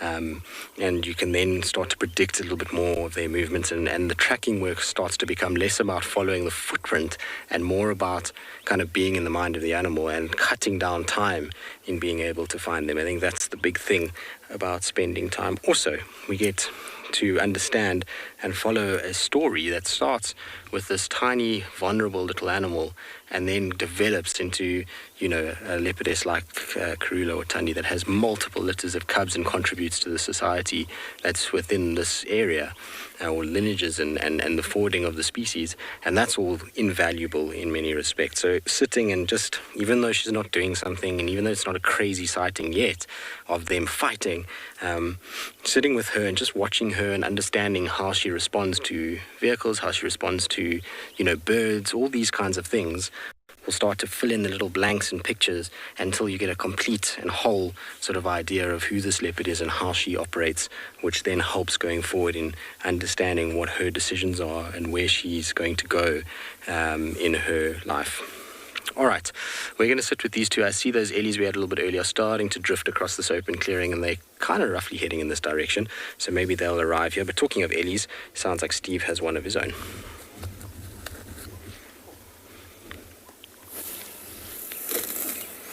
Welcome back, everybody. Well, our elephant bull is coming closer and closer by the minute. Now, he pushed over that tree, as you know, and then he walked over to another one and decided to start breaking the branches. I thought to myself, what are you doing? Why on earth would you break one tree and then go and damage another one? I suppose that's just what happens. He didn't feed on much of it. He's now feeding on wild flowers, forbs, and grasses. And remember, I told you about the eye. His eye is still pretty much closed. Pretty much closed. So if he comes closer towards us, it's perfectly normal and perfectly okay. You see that? Perfectly okay.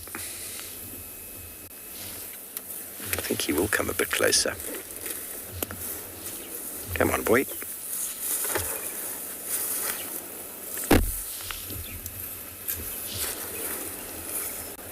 Now look at the eye. He suddenly realized we are right here. The eye changed. It went wide. Nothing else changed. suddenly realised, oh, that's Steve and Theo right there. And then he moved off.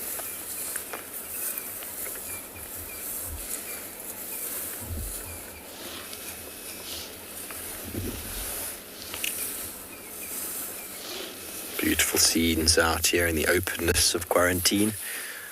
Our elephant bull is probably on he's now decided, I want to feed on more marulas again. There's another marula. He's keyed it. He knows from a distance. Top left of the screen. Does it have fruit? Does not. But he won't know that until he gets there and smells.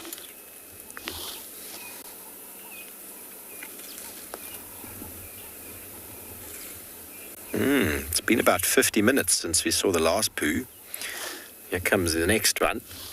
Ben, how far can they travel? They can travel pretty far. I mean, it's not really about the food that they travel for. It's often water. So obviously they come to water and then they go, I suppose it is for the food, 15 kilometers away. And then they could go 15 kilometers back. They can probably go further than that. But you don't generally see elephants going further than that away from water. It just becomes a little bit too much effort to come back to water. So within 5 to 10 kilometers radius of water is generally where you find most of your elephants. And if there's lots of vegetation around in the form of trees, elephant bulls won't even go that far.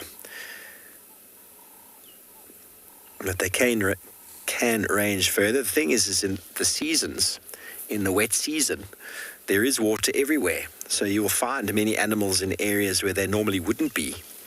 For example, this area where we are, historically before the placement of water, would have only been accessible by elephants and all the other animals in the wet season because there would have been no water. And you're looking at minimum 20, maybe 30 kilometers, 20 kilometers to the Sand River, maybe less than that. But Olifants River is far away. So in the dry season, these areas would have experienced almost no animal pressure. The area is far from water, that is, anywhere further than 15 kilometers from water. Wouldn't have received much animal pressure in the dry months, but in the summer months, animals can range far and wide because water is available. So in the dry months, they move not too far because they stay within the reaches of water. But if you've got water on tap all over the place, then they're just slowly moving and bearing in mind they don't have anywhere to be except for the need to eat and drink. And if there's water all over the place, food is abundant. So you often talk about a wet and a dry season range, which animals will be influenced by that. All these big animals that we see around here are very dependent on water. So that will be their deciding factor. They can't pack a bag or canteen and carry it with them.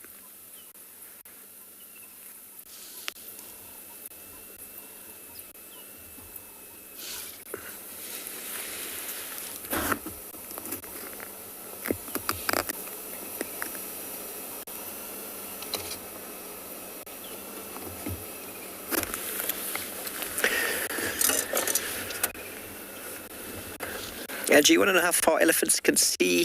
Well, they reckon elephants have got sort of daytime eyes quite similar to ours, but they're not really looking far. They're only really concerned with their immediate surroundings. But elephants can see quite well, but they're not really needing to look far. Nothing is bothering them. They probably walk around a lot by memory and by smell. Nighttime, I think we've got very similar vision. In daytime, I think we've probably got a little bit more distant vision than they do. But bearing in mind, they're always looking down, the way that their head is designed. When an elephant wants to look forward, they have to physically lift their head up and look down their nose, just like your librarian or your grandmother when you ask her a question and she's still got her spectacles on. You know that look? They have to look down their nose to see what's going on. That's how elephants see. And they're not really looking in front of them. They're looking directly down. So if they want to look, they can, but they're not necessarily doing so. they're very, very, very sort of in the moment, in the surroundings.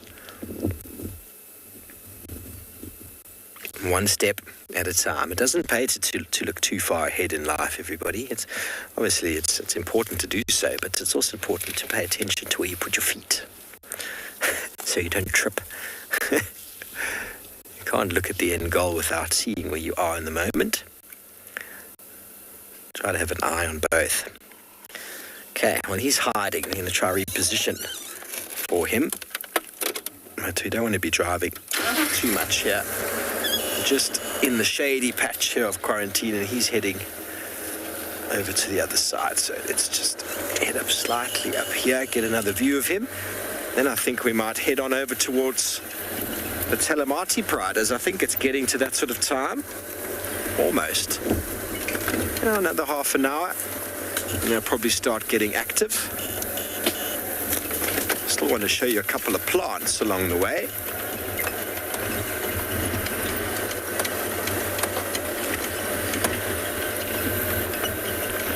We've got plenty of time to do so. It really is special to spend time with a big elephant bull.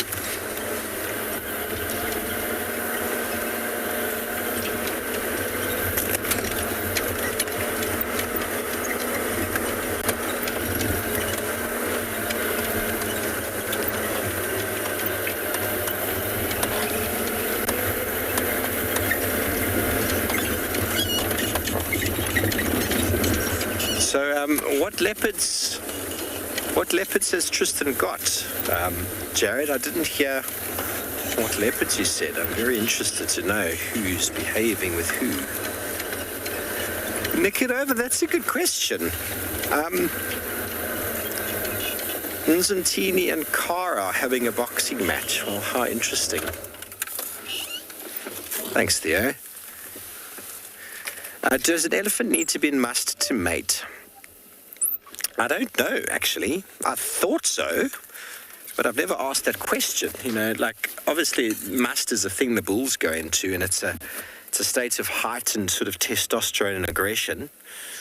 And it's definitely something that the females are interested in. Must actually stimulates them in a way. The smell of the must, and the longer the animal can maintain the must is another important thing. Big elephant bull like this would come into must probably in the next month or so for 3 months consecutively. So the smell that he'll generate after that is going to be so pungent and so ripe.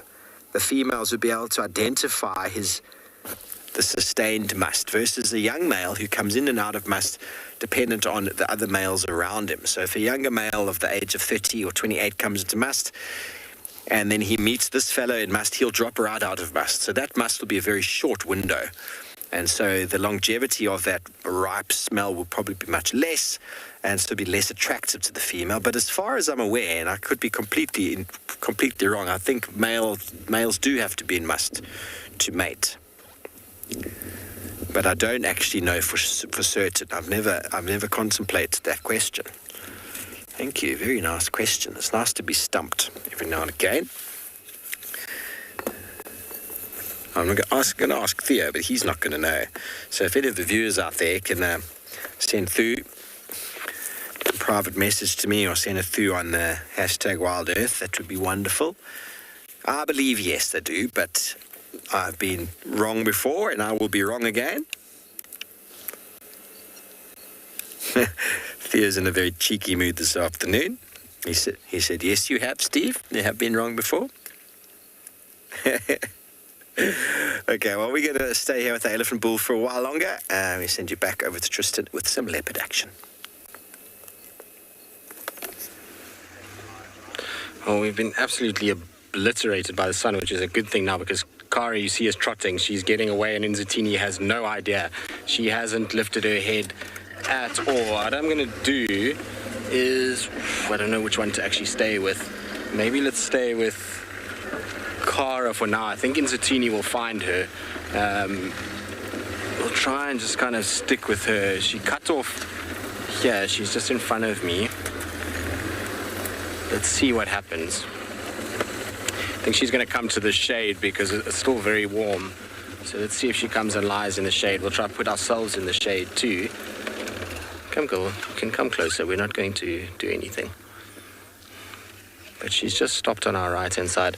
Like I said, I don't see any sign of Inzitini following yet. She was still lying in the grass. And you could see how Kara was trying to almost slink away. She was just trying to drop that head and sort of trot and give herself a bit of distance.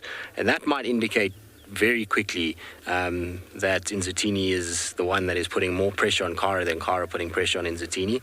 The fact that she's trying to trot and get out is probably a good sign of what's actually going on. What's interesting is that, as far as I understand it, Inzitini is actually younger than Kara. So Inzitini is about 2 months, 3 months, if I'm correct, younger. And even though she's younger, she's still being the aggressor in this situation. I mean, it's not much at this age. It's really not a huge thing. And then as they get older, it really becomes negligible. But it's just interesting to see the development of these cubs and their mom's kind of personalities that shine through. Shadulu, she's definitely proved herself in the past. I mean, she's had a fight with Thandi and sorted Thandi out. But Nzitini, Tiani's no joke. She's a big girl and she's quite heavy set. So I wonder if she's not taken a few lessons from Tiani. I just want to watch her because I'm sure if Inzitini does come, she's going to approach from behind us and head in this direction. With all the cars moving, I wouldn't be surprised that Inzitini pops her head up just to see what's going on. These leopards are not silly. They're very good at understanding that when cars move, something has happened, particularly when all three start at the same time. And so I wouldn't be surprised. She just starts to move in our direction. I'm trying to look at the bush where she was at. I can't see her, though. Is she coming?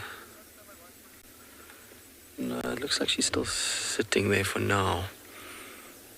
Fascinating, though. These kind of sightings, while they can be tense because there's always a risk involved when you have two leopards together, and it always has that, there's a part of you that just hopes nothing goes wrong, particularly because not even, I would say about 300 meters from where we are right now is the Shimungwe lioness and cub.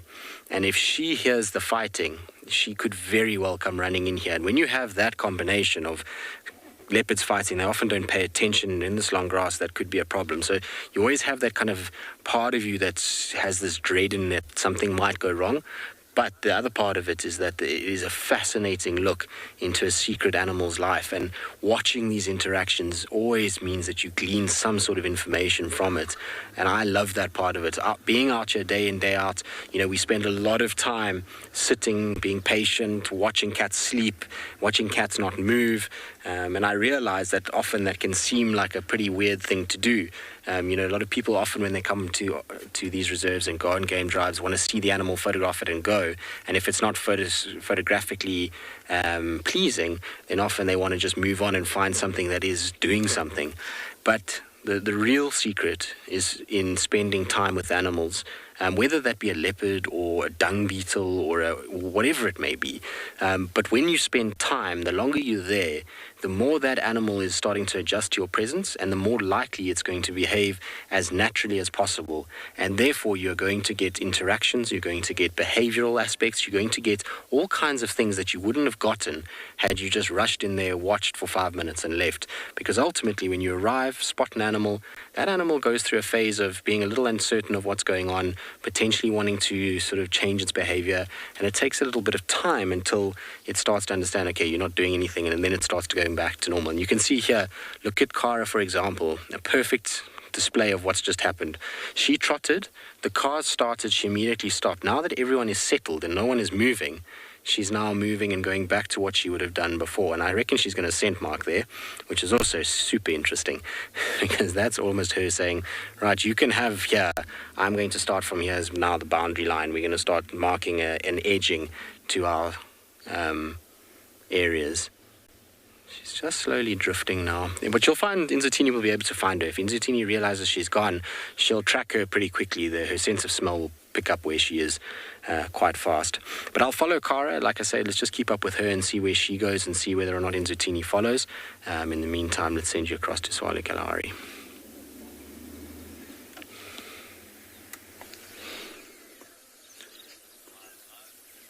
So So yeah, guys, we gave up on the hyena. She's not doing much. She's just chilling there. We're with the dogs now. They are a little bit in the thicket. As you can see, there's not a great visual of them at the moment, but they've already started their waking up ritual and, sneezing and all of those things. So they should start moving soon. And by the looks of it, well, I haven't seen it, but Yuan, the guy who found it, says they're looking like they haven't eaten since yesterday. Well, since the day before yesterday. So I think we're in for a treat today. They're gonna look to hunt. So yeah, awesome news to have found these guys again. And hopefully they'll get a little bit more active soon. Being with dogs when they travel or when they're looking to hunt is always special. You can hear there's a little bit of a vocalization coming through there as well. It was very faint, so I doubt that you guys would have heard it as well, but it's clear indication of them getting to that point where they're going to start waking up and so on. And we've not witnessed them killing something yet, but we've come across where they have done so, and it does seem like they've gelled as a pack now nicely when it comes to the hunting part, which is great. That's always the key thing for a newly formed pack, to not only like each other, but also to start getting to that point where they actually do work well as a team when it comes to hunting, because at the end of the day, if that doesn't work, nothing will. So super good news to see that they have started working as a team. But yeah, so we're going to wait for them to get a little bit more active. Hopefully that'll happen soon. For the meantime, we're going to send you over to Tristan, okay? Well, while they come out of the bushes, Inzatini's come out of her bush now and is kind of looking and trying to see where Kara's gone. Kara's walking down the road, so I'm going to catch up with Kara, and then we should get Inzatini on the road behind her, following a little bit further behind. They're quite far apart at the moment now. It's about, I would say, 60 to 70 meters, maybe more, maybe 100 meters between the two. But that will close quite quickly. Inzatini can just trot, and she'll catch up pretty fast with Kara. She should be just in front of me here. This grass is so long. It's difficult to see where she's gone now. Oh, there she is in front, straight ahead. Just trying to see where Inzatini is. Inzatini's still way back. She's trying to find where Kara's gone. She's sniffing about where Kara urinated. But she will catch up. Like I say, I'm going to just come out towards the road here so we can actually see both of them if they come this way. Amazing how quickly they can increase distance when they want to, these cats. So there's Kara on my left. You can see she's trotting and just turning around and looking all the time. So she's trying to get away from this area as quick as possible. I'm surprised, though, that Inzatini hasn't followed her. She's scent marking the whole way, so it's not as like she's not trying to be sneaky and scent mark. She's, trying to lay down a chemical signature, but at the same time, she's a little on the nervous side of what Inzatini possibly will do to her. So she's giving away. Inzatini, like I say, generally when you see cats, the one that's moving away all the time is the one that feels less dominant of the two.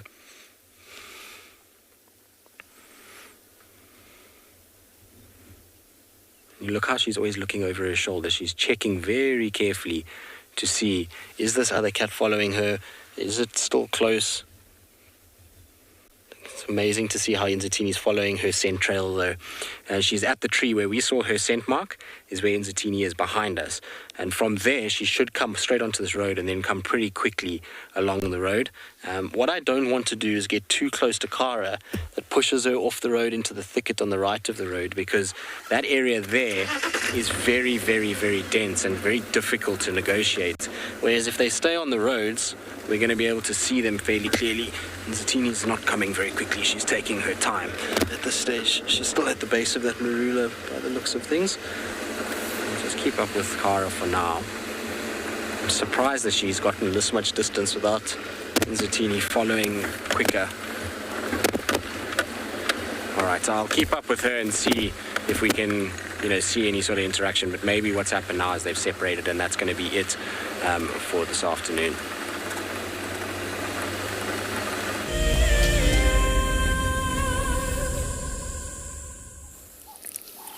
Thanks, Tristan, and good luck. Good luck sticking with them.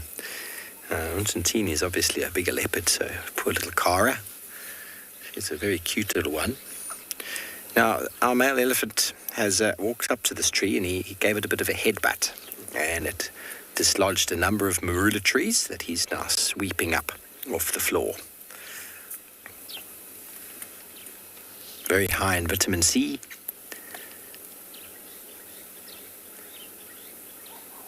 Requires an enormous amount of strength to be able to push a tree with your head.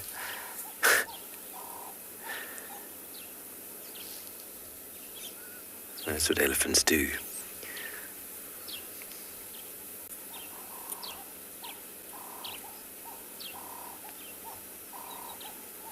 We've actually got a collector box of marulas. Both Theo and Paul haven't had marulas before. You need to collect them while they're green and then keep them just in a box or in my car, at the back of my car, where the flies and insects can't get to them. And then they're ripe and they go nice and yellow, and then they're delicious. We can make a nice refreshing drink out of them. An amarula drink, and fermented with sugar and a bit of yeast perhaps into a nice beer.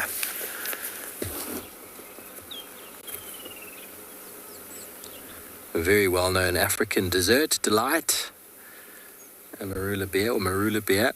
Amarula cream, well known around the world. It's a slightly different process for making that. No, elephants don't get drunk off marulas. They just enjoy the flavour and the sweetness. We can see you hiding behind that little jackalberry. We can see you.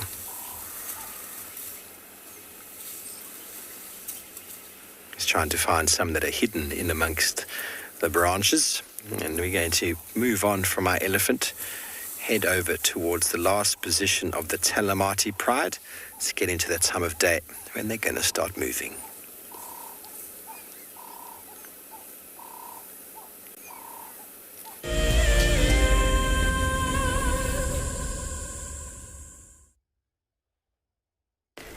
We have been waiting for ages to get some elephants to arrive at Ndlovu Dam. They've been here all day long, and finally we have found 3, including an old favorite, which I'll introduce you to in just a moment. I won't ruin the surprise, but maybe some of you caught a quick glimpse. My name is Taylor McCurdy, and on camera with me today is Gert, and we're here at Pridelands Conservancy, which is part of Baluli Game Reserve and the Greater Kruger National Park. Cool.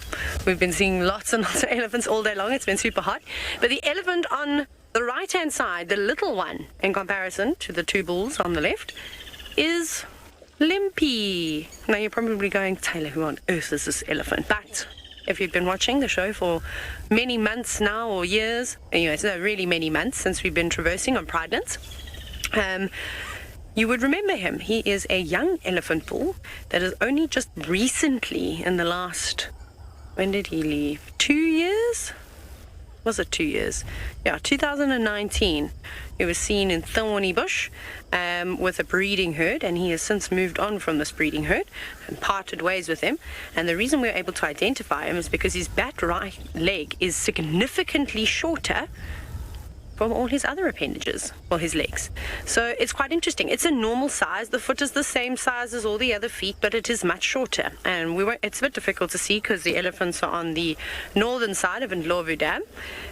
But he still comes into the water. He swims, he pushes and shoves other elephants around. He likes to play. So it hasn't affected him too badly.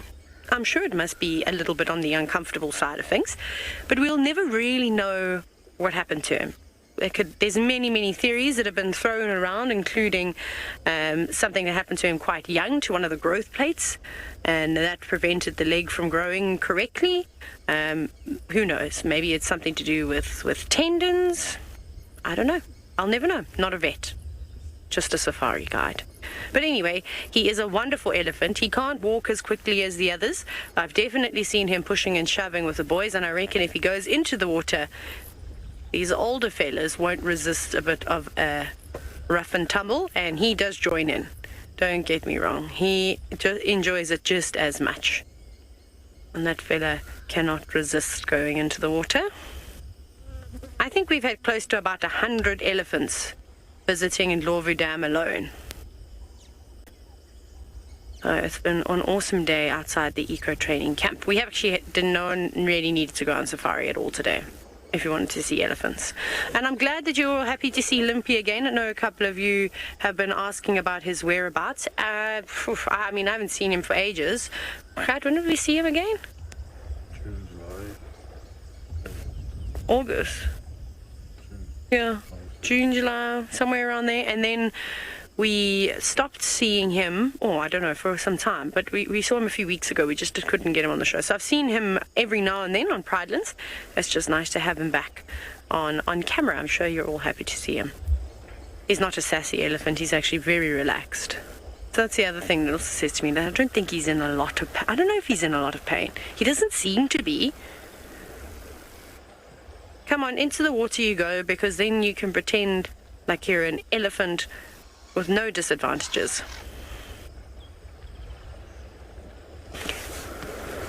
Now, Leon, if we were to look at a breeding herd, or if you were here sitting with me earlier today and you're watching the amounts of breeding herds that were coming through, I think there must have been 5 or 6 different herds coming in and out. It was so cool.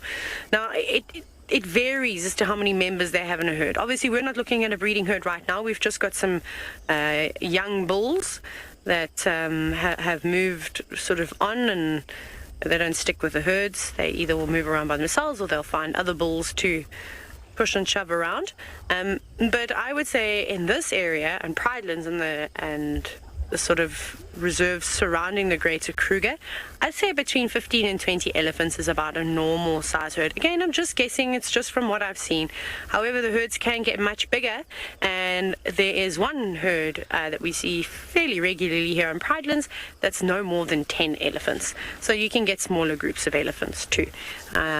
This can obviously depend on a number of different things, but they're not huge. And around watering holes, we were talking about this the other day, this is where you're going to see lots and lots of elephants together, because it is a common area. Everybody... Oh, okay, I'll tell you a bit more about that. Off you go to Tristan. Well, Nzutini is playing with the hyena. She keeps chasing a hyena around, so she's decided to leave Kara. They're now going completely separate directions, which is pretty much how it goes when they separate like this, is that one will just go one way and the other one goes another way. But she saw this hyena and went running at it and chasing, and the hyena got an absolute fright and went running for a second, and then was like, hang on a second, you're a young leopard, I'm not taking your nonsense, and then turned around, and then she stopped pretty quickly after that. But there you go, you got the two of them fairly close together. The hyena's just in the foreground, and the leopard kind of scent marking in the background. So there we go. Two of Africa's iconic predators in the same shot with a sunset. Pretty, isn't it, with this grass? The grass is all catching the light really nicely. It'll get even better as that sun is dropping, and soon we should have beautiful, beautiful views. And I'm hoping Nzutini will walk through this grass and we'll get that golden light kind of catching the grass as she goes. She's not going to be able to hunt, though, with this hyena following her. She's going to have an absolute nightmare. These hyenas are always where she is, and that's because she attracts so much attention to herself by being on this open area. There's always alarm calls, and that brings the hyenas in, and then they just follow her around and hope that she kills something and then grab it. I think they've benefited in the last 2 weeks. Somebody was telling me, I can't even remember which guide it was or which lodge, but this week alone, she's lost 2 kills, but I think it's in like the last 3 weeks, it's like 5 or 6 kills she's lost in this area to these hyenas. So she's having a tough time with them on this clearing. All right, let's catch up with her, though, because the grass is long and she does disappear pretty quickly in this long grass. It's also not easy to follow fast because you've got to look out for stumps and holes and all kinds of other things that are around. That hyena has a very fat belly. Did you steal a kill from these leopards this morning? Maybe. Maybe not. This clan that we get in this area is part of the EP clan. They very, very much capable of hunting on their own. They don't worry too much when it comes to stealing. They're able to hunt and do everything for themselves. They do just steal a lot because it's easy, but they very much are a capable bunch when it comes to hunting. Hello, Nzatini. What a joy it's been spending so much time with her of late. We've really been getting kind of spoiled. She's been a real treat for us lately. She's been around a lot. Just trying to get so that our shadow's not in the way. Some of you may notice on this open area in this clearing that some of the trees are actually pushed up or held up or propped up. You'll see it there with that one. So because of the elephants and the damage that they've done, the landowner in this particular area decided that he was going to try and push trees back up and just hold them there, even the ones that are dead, as they form perches for birds and all kinds of other things. So you will see some of them that are just held up for now. Eventually the sand around them will compact and harden, and those will be removed. But that's the idea behind them before everybody's kind of wondering what's going on. That's the sort of idea behind all the trees that are up. And there's quite a few of them on this open clearing that are up like this. All right, follow her again. We've been actually very fortunate. It must be quiet at the lodges this weekend because normally this side of the world is fairly busy. It's a lot busier than Djuma. We're very lucky on Djuma that we get as low a vehicle density as we do. We've had the ability to stay with her all afternoon, which I did, or them all afternoon, which I didn't expect. I thought we were going to be in for, sort of shortish sighting and then have to go and bumble for a bit and come back, but I've been lucky this afternoon. I think it's because they were seen this morning as well. That's allowed us to spend time with them today. So there's impalas up ahead. I'm pretty sure she's heading towards those. It's quite short here, so she's going to have a bit of a struggle. It's not going to be easy for her to hunt in this particular area. She's going to, unfortunately, struggle when it comes to getting close to them. They should spot her fairly easily. The grass is way too short. If she was a little bit further down, the grass is still long in that area. But here is very short. Hopefully she's going to come up onto this mound. That's what I'm kind of hedging my bet on, is why I've stopped here. It looks like she's going to. She should come up. I don't know if she's going to go right to the top. She might just come to this lower level, which is what I was hoping. There we go. She's popped up, which is good. It's not in the light, but still nice to kind of see her on a mound.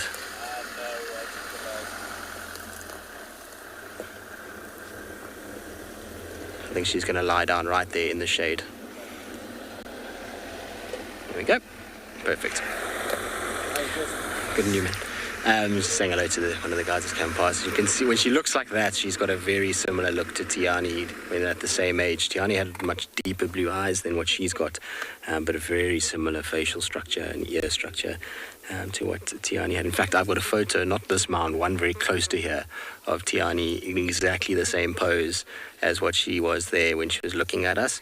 It'll actually be quite cool to put the two photos side by side to see them. Funny enough, I had a very cool sighting of her. The first time I actually saw Nzatini was as a tiny little cub. And I was very lucky to be taken on a drive by one of the landowners at Simambili. And they took us to where she had the cub. And it's pretty cool because where I saw her for the first time is where I actually saw Tiani for the first time. So I had a photo of Salehesh with Tiani as a tiny little baby. And in the exact same spot, all those years later, there was a photo of Tiani with her first little cub in the exact part of the riverbed. And while it's not the exact same poses, you can see it's the same area, which is really cool. I suppose not often that you're going to get that exact same thing when it comes to mother and daughter and their first cubs. Well, not first cubs, but their cubs that they've had. And it's amazing, kind of complete of the circle, when you get to see a tiny little cub and then have its first cub. That's always really nice, and that's what we're going to have with Columbo, so I can't wait. Okay, we're going to sit with Nzatini. She's going to sit on her mound and be happy. In the meantime, though, let's send you to Taylor with some happy elephants swimming.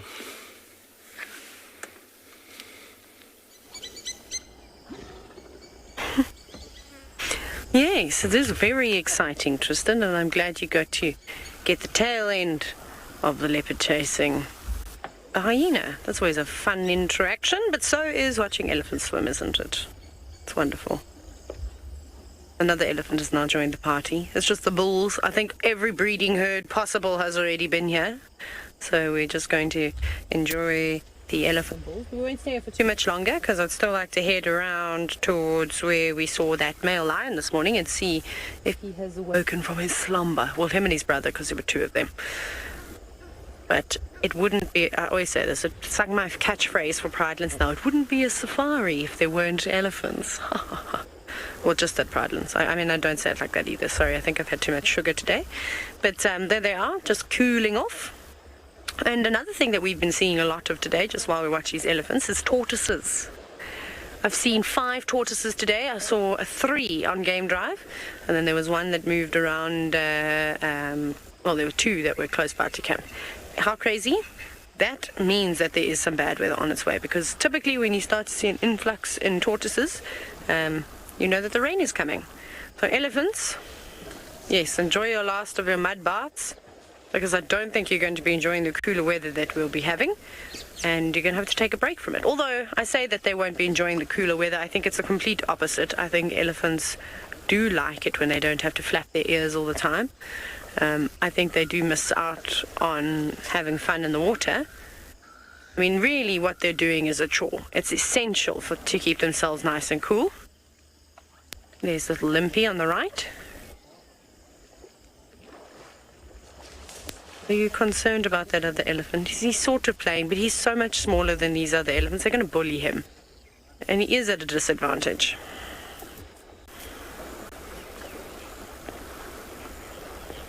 Hello, Adriana, who is just 9 years old. Now, your question is about what are the tusks made of?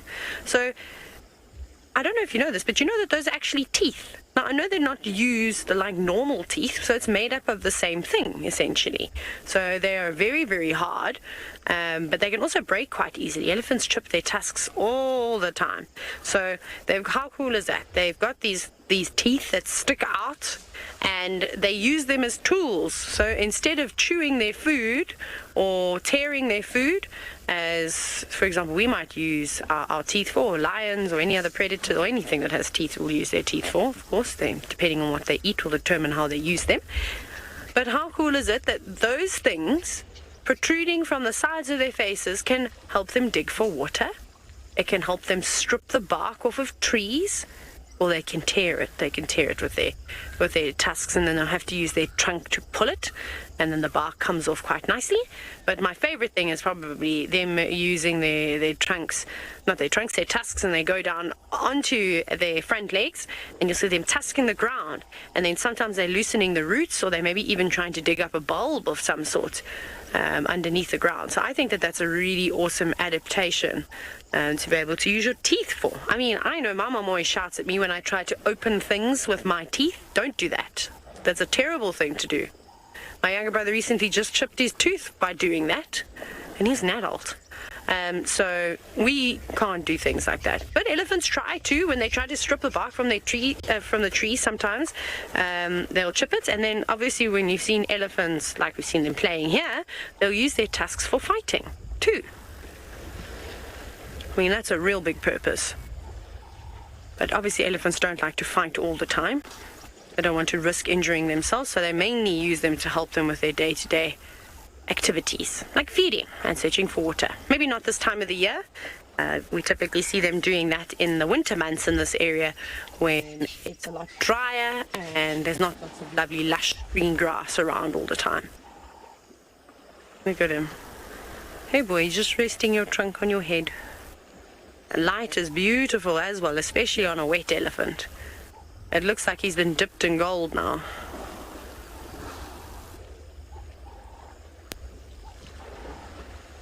And splash. No, that was very dramatic. I thought he was going to be a bit better than that.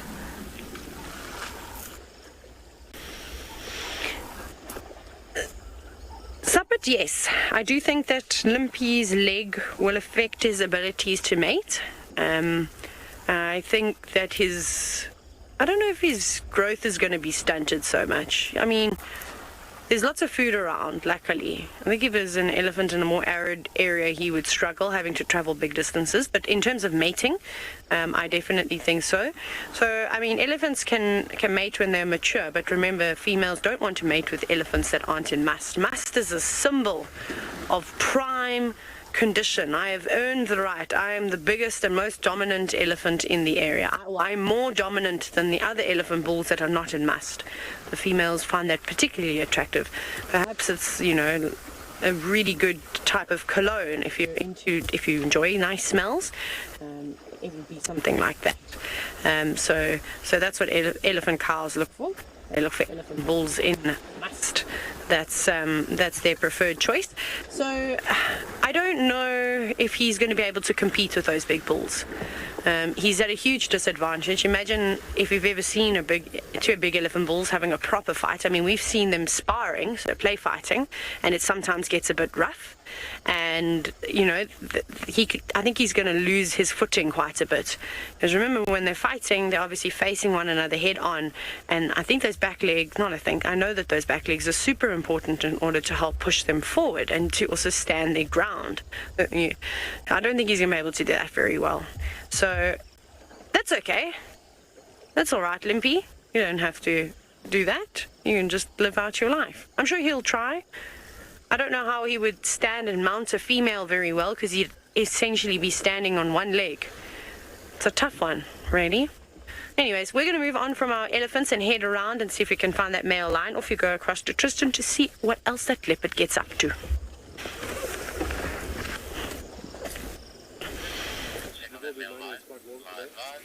Well, hopefully Taylor finds her male lion. I know how much she loves lions, even more so than elephants in many ways. So hopefully she'll be lucky. We still with Nzitini, as you can see, she's still sitting on the mound. She's kind of bolted upright and looked around. Impala was alarm calling, but I'm pretty sure it was for that hyena that chased her at one point. And now she's just looking for somewhere to sit and enjoy. Hopefully she's going to go to the top of that mound, because the light on her will be pretty. Although it seems she's going to lie on the backside. Come on, girl. Come over the top.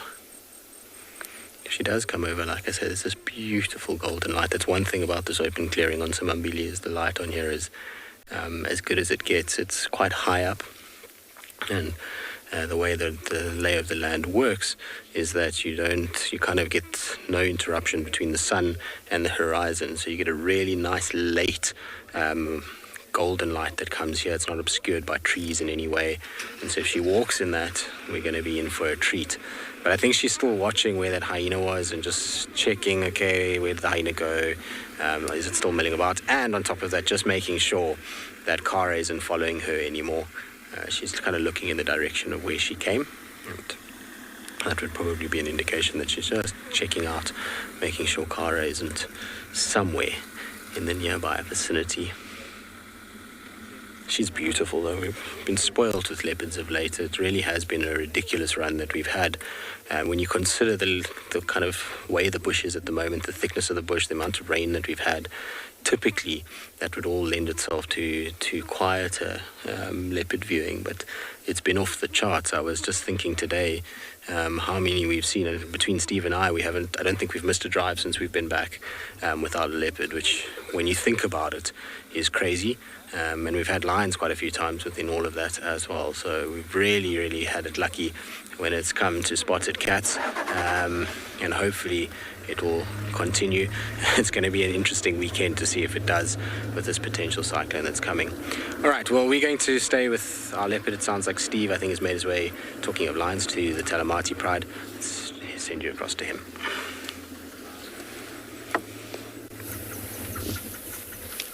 Welcome back to Djuma, and well, hello to the Talamati Pride, who, of course, as soon as we said before, we're going to leave our elephant bull and go find if the lion's active, and we got a call on the radio to say they are indeed. Now, the whole pride has been moving on the road there. They're following the trail of the buffalo from this morning. The buffalo came straight across from there, straight across the road that we parked on now, and to the west, Arathusa. And the reason we stopped right here and giving lots of space, it doesn't seem like the lions have seen it. There's a herd of impala to our right. that I think the lions have maybe seen. We're giving them lots of space. Impala haven't seen them yet, but the lions might do something. Look at them, they're looking very interested now. Sorry, I reckon back to the lions. Sorry, the impala are as exciting as they always are. Yeah, the lions are definitely interested. Look at them all. Look at their heads. Ah, that's a whole pride. Yeah, Charles, just come pull up behind me. Lions are all staring at this herd here. Look at them. Now that is what we call a hungry pride of lion. The impala seem to have a notion that something is going on. They can feel the eyes. They can feel the eyes on them. It's a pride of 14. Look at that, isn't that special? Isn't that special? It's wonderful in open areas like this to get prides hunting, doing their thing.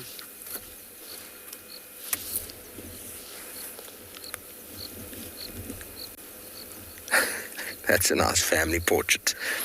Take your screenshots now. It's not every day you get to see 1, 2, 3, 4, 5, 6, 7, 8, 9, 10 heads in alignment.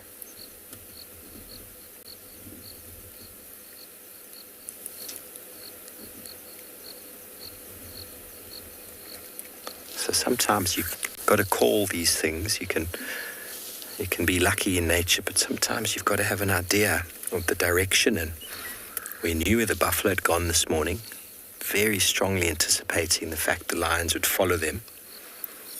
The smell is just overwhelming. Impala just behind me. They're kind of thinking something's going on, but they're not too sure. The lions, they blend in beautifully with the background, are standing in the open road.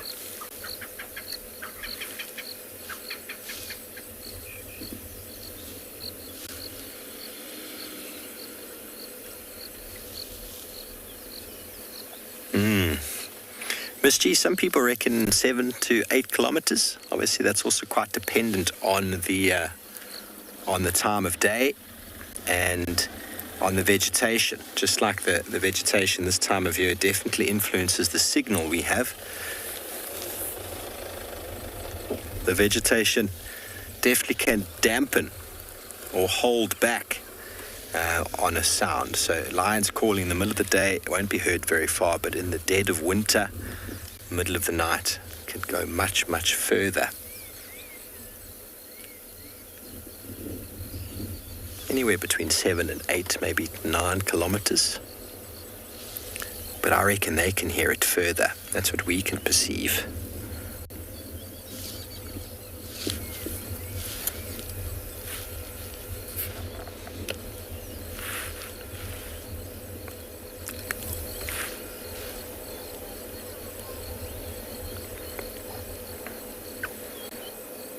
They've walked probably about that, just less than a kilometer, to get to where they are.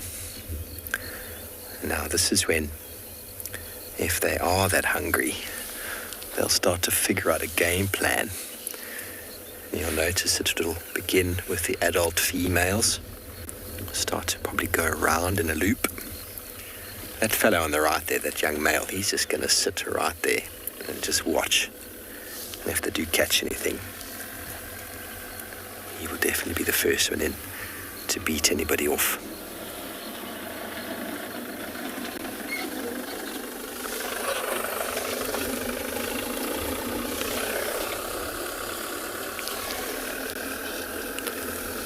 It's all about patience. A patient pride is often more successful than a hasty pride. They're not really looking for an impala, but when you're really hungry, a snack is always welcome.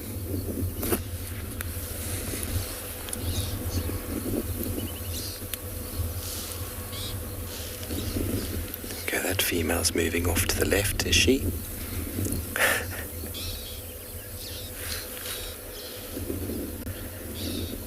What a picture.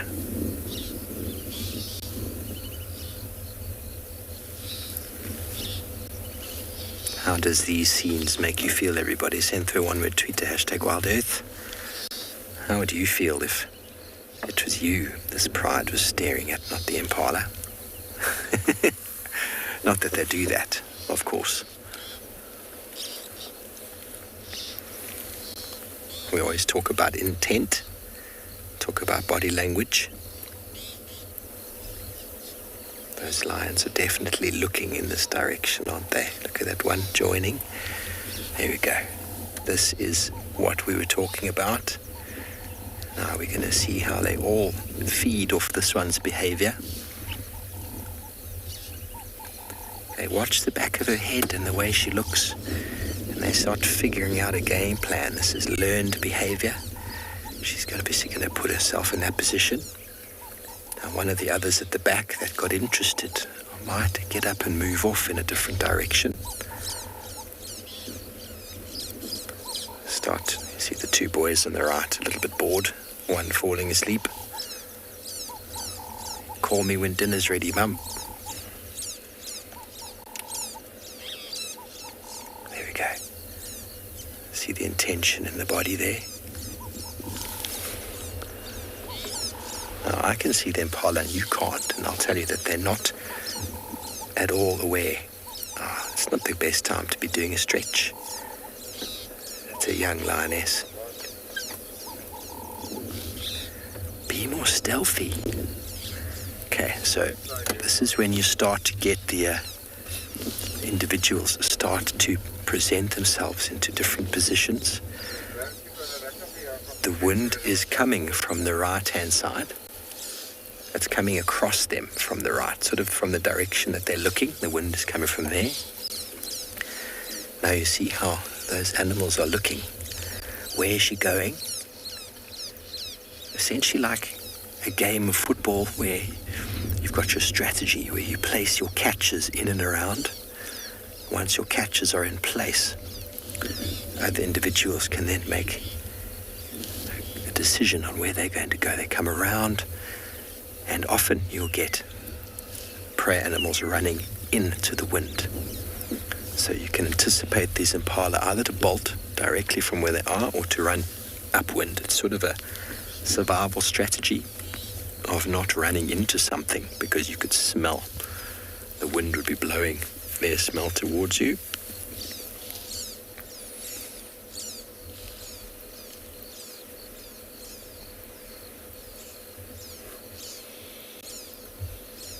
But this could go on for some time, everybody. There's no urgency.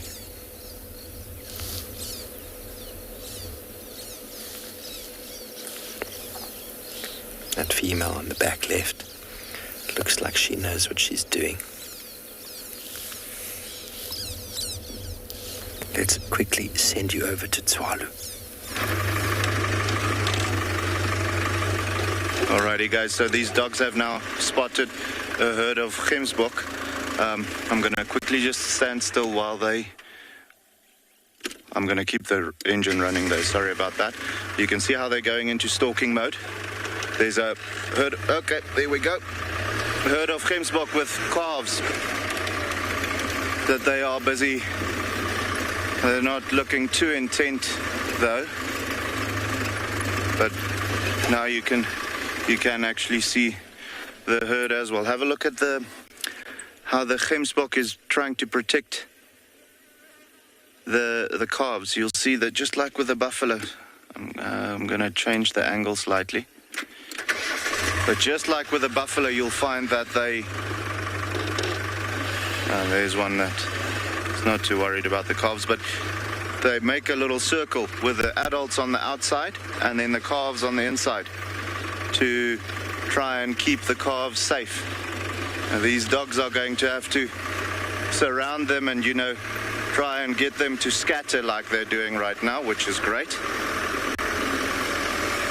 Guys, it might be a little bumpy, so just bear with me. We'll have to see what happens here.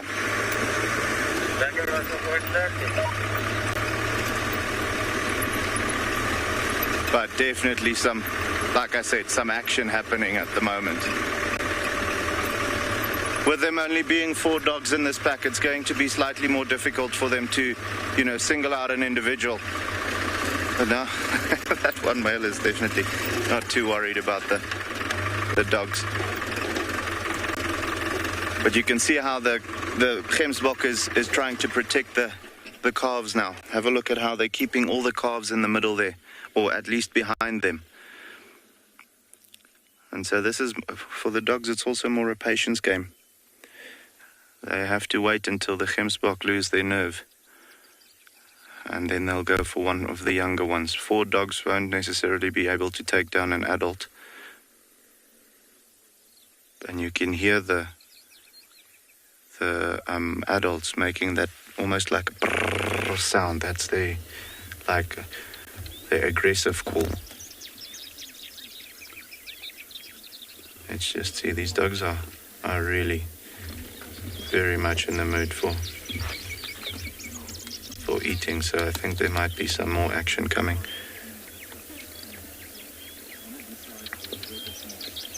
All the we'll see now, but it seems like, I know, there we go.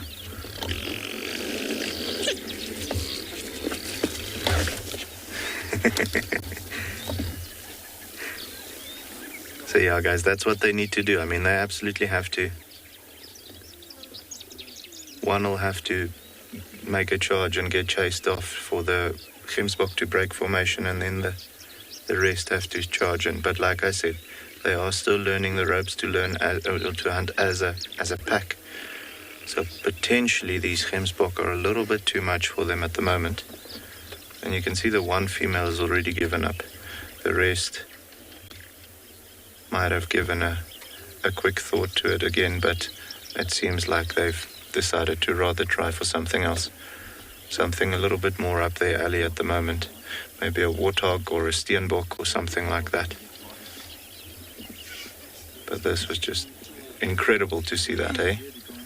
How special is that not? Let's see where the dogs are going. Even just the interaction between the two species was amazing. I mean, they don't necessarily have to kill every time that we see them going for it. To see them just behaving the way they were, that's stunning. And to see the defense mechanisms of the Gemsbok, that was also beautiful to see how they work together to keep the calves safe and so on. So let's see, maybe these guys are going to find something else. If they do find something else, guys, we're going to let you know, okay? We're going to just continue following them for now.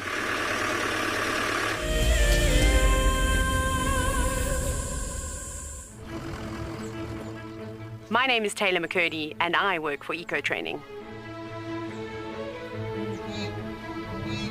I love hearing from all of the viewers. However, I particularly enjoy those of you who have been watching for a few years. Your questions are just so advanced, and they really get me thinking. If you'd like to ask a question on Wild Earth, you need to register on our website. Once you've done that, head to the Live Safari page and submit your questions below the live feed. So there we go, look. All 3 in one frame. Look at that, isn't that cool? Oh, that is so special. That is exactly what we had been hoping for, is all 3 of them to come together and make the perfect little family portrait. Tune into Wild Earth every single day. It's in your nature. For the month of January 2021, we are offering a chance to win a unique Wild Earth expedition to the magnificent Tswalu Kalahari. From the ancient Kortai's Koranenberg Mountains to the southern Kalahari's red sand dunes, Tswalu offers what travelers crave most: space and time. The winner will explore this landscape in a vehicle, on foot, or on horseback, with a chance to go behind the scenes with Wild Earth and of course meet the meerkats. The prize includes a 3-night stay for you and a friend at the luxury Motse Lodge, including flights from either Johannesburg or Cape Town. Open to all Wild Earth explorers who have signed up before the end of January 2021. Terms and conditions apply. Hi, I'm Mike Anderson, and I come to you live every day from Eco Training Pridelands Conservancy in South Africa. The wild animal I think is most underrated. I think buffaloes are the most underrated. They're so tenacious and ferocious, and also very, very protective of each other, which I find incredible. You know, sometimes people think of the big five, they just think of lions and leopards and other big animals, but I think buffaloes are pretty underrated. Catch up with the guides daily here on Wild Earth.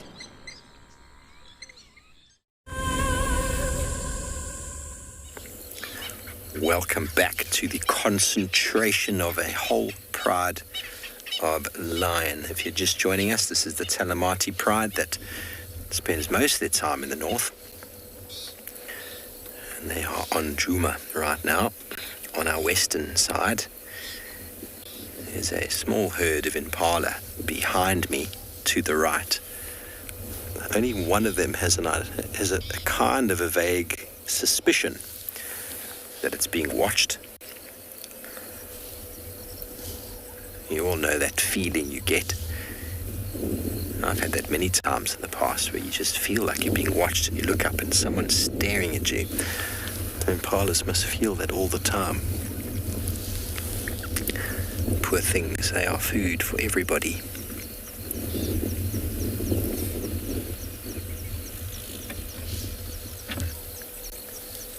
Now, one lioness moved off to the right. We haven't seen her again.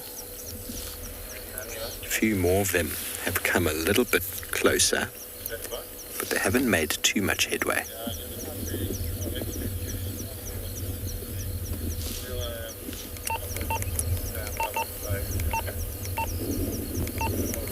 Remember, lions are only successful 20% of the time.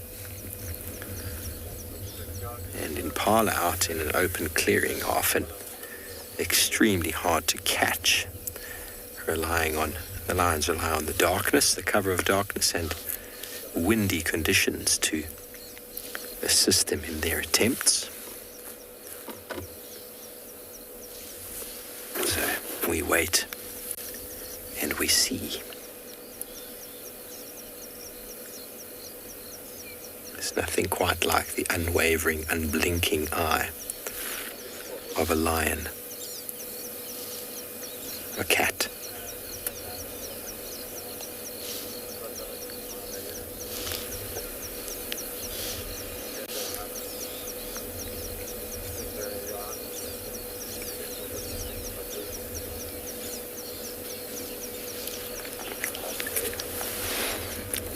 Renata, it's a very interesting thing to observe is they watch each other's behavior.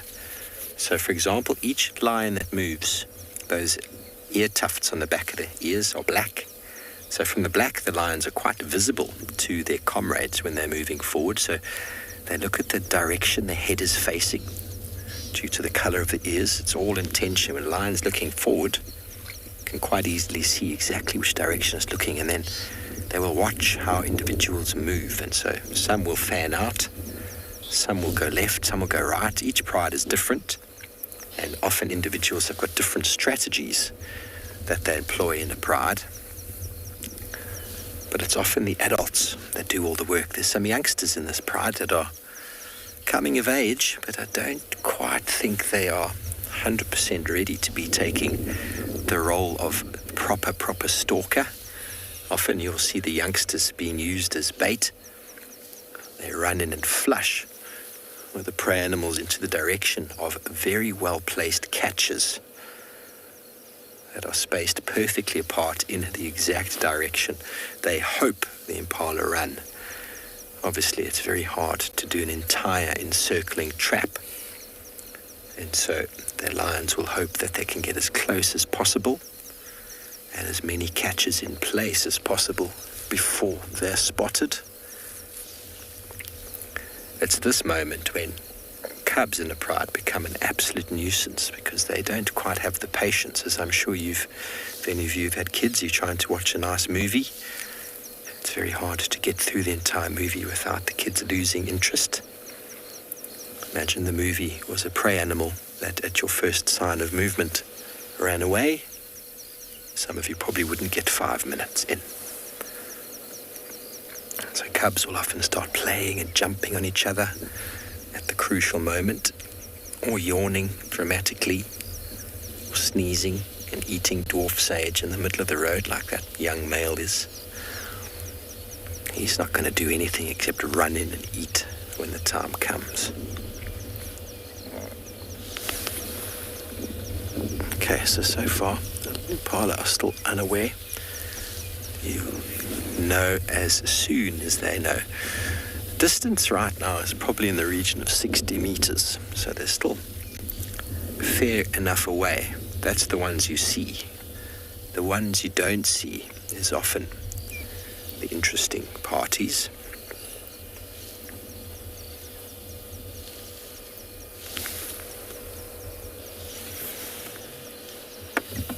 So there it comes all the way back. You'll notice how far away we are. It's not really that far, but the lions need to get within striking distance. But if the impala run in the right direction, that is when the catches come into play. So remember how many we saw earlier? We can only see 4 or 5 now.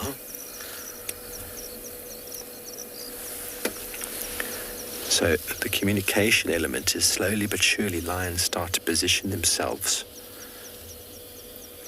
And a good successful pride does that effortlessly with no vocal communication, all visual.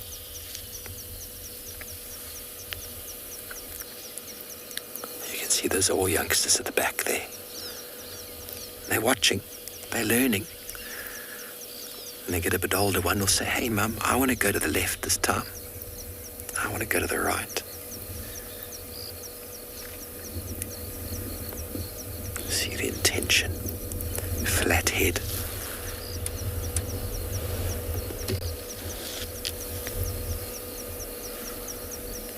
It's wonderful to watch these scenes play out, regardless of whether they're successful or not. Put yourself in the lion's position. It's absolute, except for those fellows over there, it's absolute concentration. See, so all the adults we've been talking about are gone.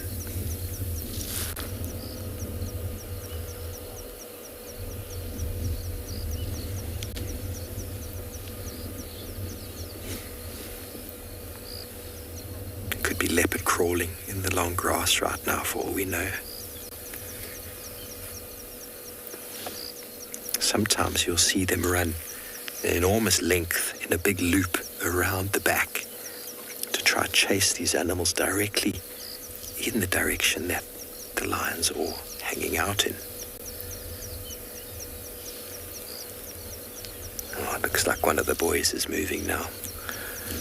Sad to say, but that's never a good sign.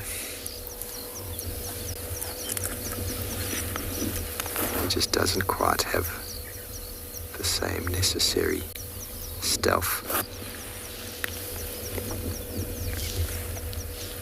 Just brazenly walking down the road. Oh, he's going to plump himself down there.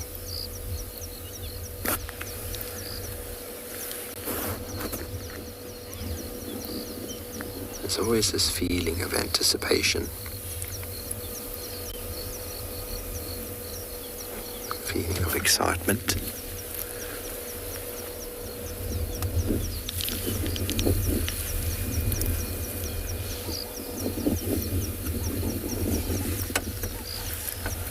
I'm trying to scan with my binoculars to see if I can see anybody sneaking in the grass, but so far nothing. For all we know, they might just be plomped behind that guarri bush, which have simple leaves, by the way.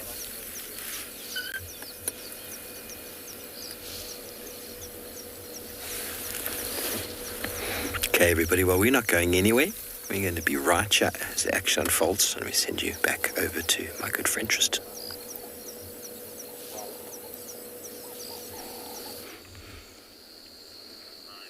Well, talking about not going anywhere, I came to try to see if I could relocate Cara because there was quite a few vehicles that wanted to go to Nzutini, and we've kind of hit the mother lode. We've got Ellie's there. We've got a hyena that's going to make an appearance to the right of the Ellie's. Shortly, it's going to come trotting down the road. Do excuse the antenna at the back of the car. Then to the right of that, we've got impalas, and to the right of that, we've got Cara stalking the impalas. So it's just like chaos at the moment. There's 4 different species of animals within less than 50 meters of each other. So Cara that's where the impalas are, and then Cara is across the road towards us, just in this little bush between us and the impalas. So where you see these kind of sticks on the right-hand side, her tail has just disappeared behind there. The hyena's going to chase her. Oh, hello, hyena. I haven't seen you in years. Look, the hyena's coming in to chase her. It's the one with the blind right eye. I haven't seen this hyena since 2016 was the last time I saw this hyena. Look at that. She got a fright. Shame she didn't know that hyena was coming, and the Ellie's. How crazy is this? There's just animals everywhere. Shame. She's still trying to hunt the impalas. The impalas haven't seen her. But with this hyena so close, she's got really very little chance. Okay, I'm going to try and keep up with Cara. Try and see if we can find her. There's a bull elephant harassing cows as well. Just all happening around this little pad. I was pretty sure she was going to make an appearance because she was walking in this general direction. But it took her a very long time to get here. She's certainly tired of Ellie's. Lots and lots coming out. Hey, buddy, where you been? I haven't seen you in years. Have you been milling about this side of the world? I've got a very cool photo, actually.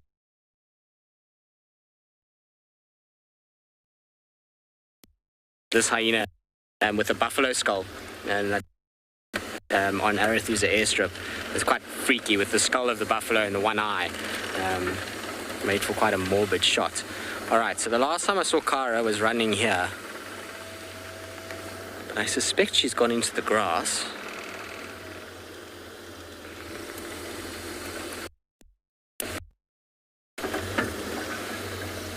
She was still watching the impalas. Where did you go, girl? She'll be very low to the ground because she's trying not to be seen.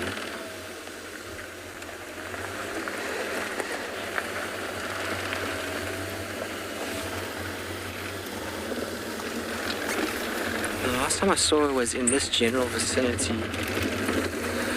Here. Where have you gone, girl?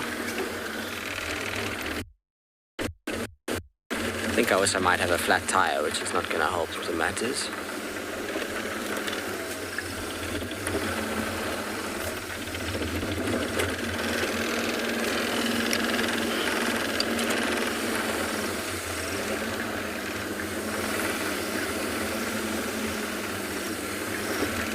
Lost her just like that. Unfortunately, that hyena wants to chase.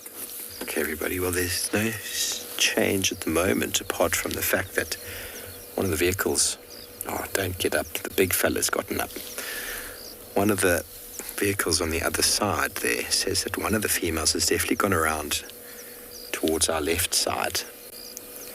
Probably very low in the grass. We're trying to see where, but it's very... Oh, where did you see her? Well spotted. Oh, there she is. She's just off on the right there.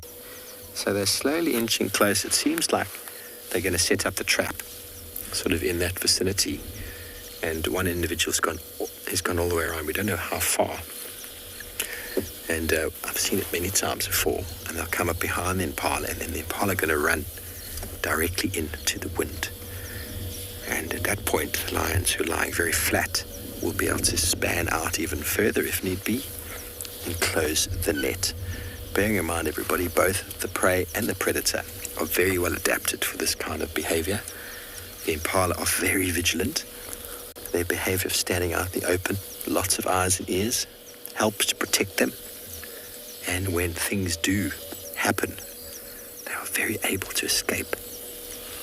So it requires enormous amounts of athleticism from both prey and predator to actually achieve the final result. The amount of attention required for the lions to achieve this is enormous. And the amount of energy required for the impala to evade it happens explosively. They're designed to spring, load, and jump and move very quickly when the time comes. But so far, they haven't made any noise.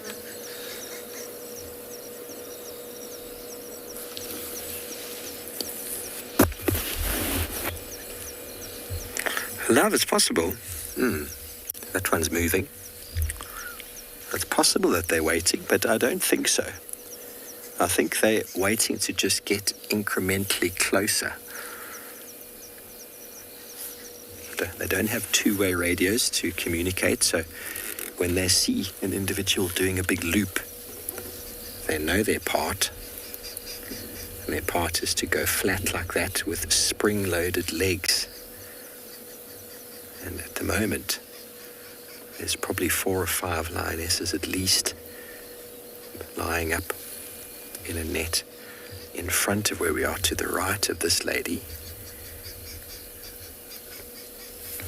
And how many have gone around, we don't know.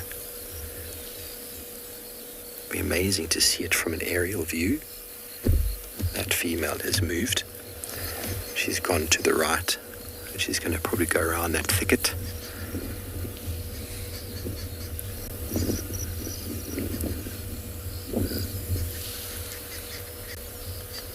I'm just going to throw a disclaimer out there in case it does suddenly happen. If it happens. It might not. As I said, 20% chance. If the lions do catch an impala, it is the circle of life. And if you're not into that sort of thing, you will know when it happens because there'll be a lot of noise. And so I encourage you at that point to either switch off your noise completely or to just walk away. We do show wildlife in action, and many people come to the bush in hope to see a kill until they see one. It's extremely violent and can be quite upsetting for many of you, so if you're not into that sort of thing, that's far from happening, but when it does happen, it happens very quickly. And the lions will be incredibly aggressive with each other.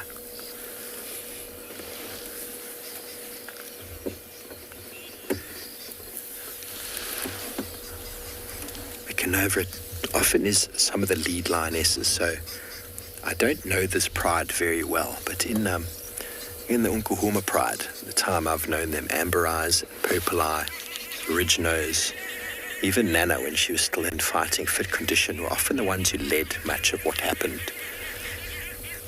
But then you'll often get the youngsters that are sent around to do the chase work. There's nothing too delicate about the chase work. See how that lioness has moved. She leopard crawled to the left in a beautiful fashion. Almost glided like she was on ice skates.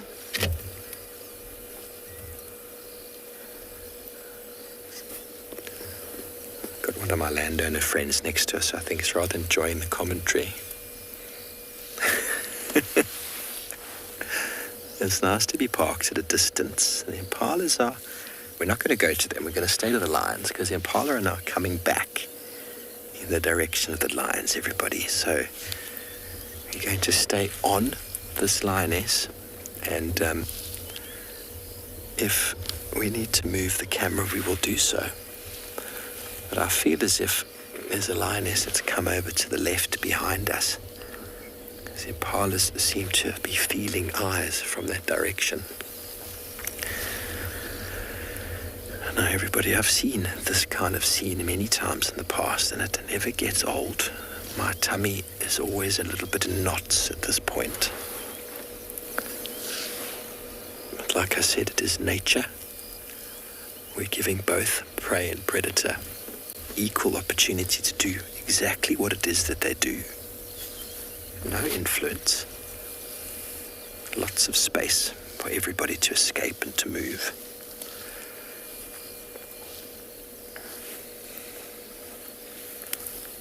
That's a youngster that doesn't look as qualified as the rest, but she's still in a catching position. She filled a position that an adult moved to the right from, and she better go flat because she's being watched right now. But Impala's uncertain.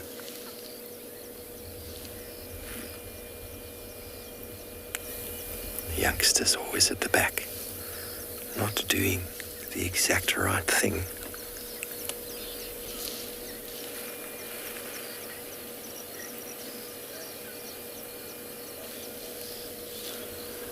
I have a feeling we're going to hear an alarm call soon.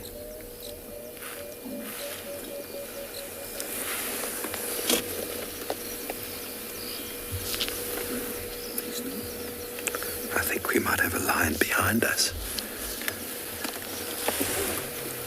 There is a lion coming up behind us, but we're not going to move. She's gotten all the way around. I can't see her, but the landowner has pointed her out to me. The impala are starting to get wind of it.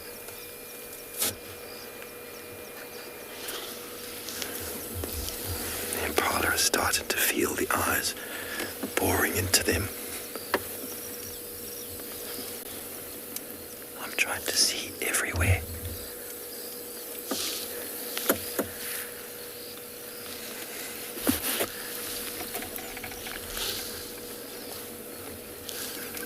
Be ready, everybody.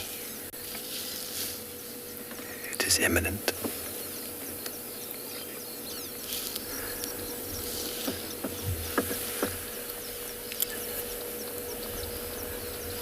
So I can't see it, but there's definitely one lion behind us.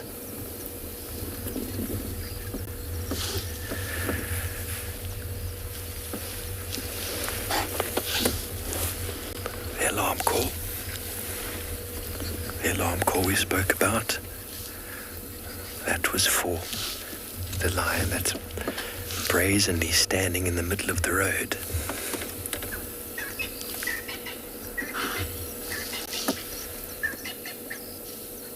It wasn't very well done of that lioness, was it? They haven't seen the other lion yet, but they're aware. And once they're aware, everybody, pretty much you could say the gig is up. And here comes a little family of guinea fowl, unaware of the danger that lurks.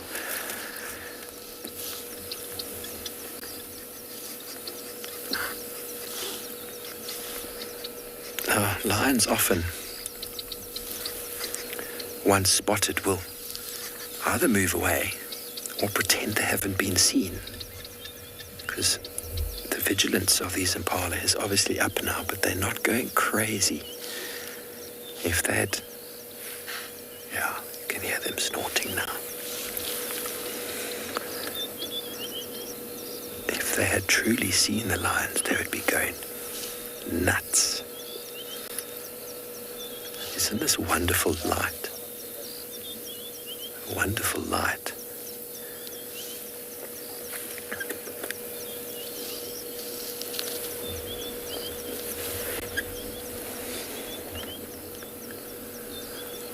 Now I would like you all to just send through that one-word tweet about how does this sort of scene make you feel? A little bit on edge, the edge of the seat. As I said, both animals are adapted for this. The prey, if they were easily caught, would not be in the numbers they're in. They've evolved with these predators over eons. From the day they're born, they're under pressure of predation, and the weak is whittled out, and the strong move forward. The herd mentality that many of these animals exhibit is as a response to predation. Those who decided to be lone antelope didn't do very well.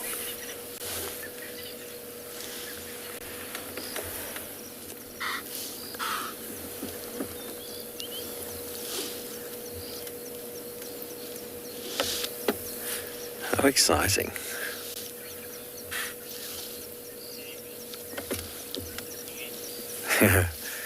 Tense, David, you're right. Imagine you're the impala. How tense would you feel? They're all taut now, tied up in knots. You see what I mean about the young boy? He really doesn't care about being stealthy. He's the biggest of the lot. He's just going to go stand out in the open.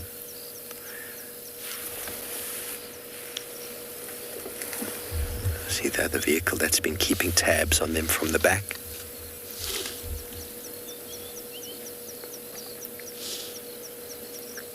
So you see, we've tried to be very, very unhindering and allow the animals to do what they do, and it was the lions themselves that gave themselves away. It's not purely their fault. It's the vigilance of the impala who feel the eyes bearing down on them, and probably that young lioness standing in the middle of the road. She's probably got a grass allergy and didn't want to get any grass in her nostrils. But we don't know where all the other adults have gotten to. As I said, there's definitely one somewhere behind me I still haven't seen. Impala don't really know which way to look.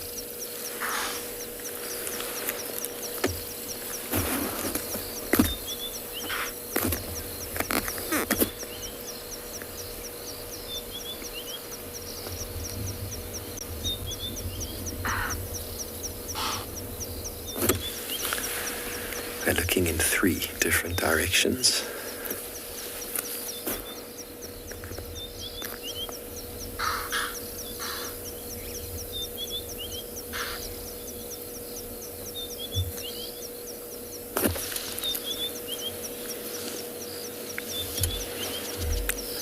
Buffalo are far easier to hunt, everybody, because you just follow them and run in and grab. It's not as easy as it sounds, but don't require as much stealthy stalking up. The herd itself is very easy to find. So lions generally just use their power to try and separate individuals. There's a lion on my far right that's sneaking behind that bush. This could still happen.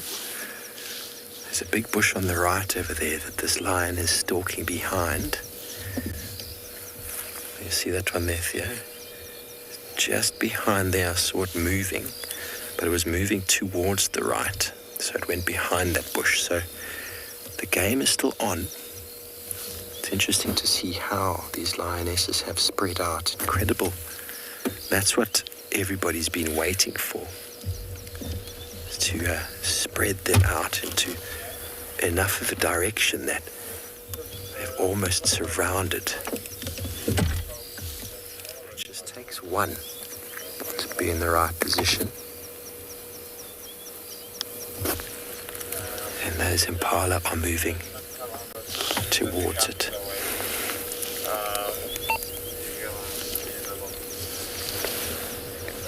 We're still going to stay where we are. We're not going to interfere in any way. Oh, look at that. Goodness me, she is there. Now that's the one that came from behind. I don't think she's been seen. I'll spot it, Theo. Now that's a full 360 roundabout.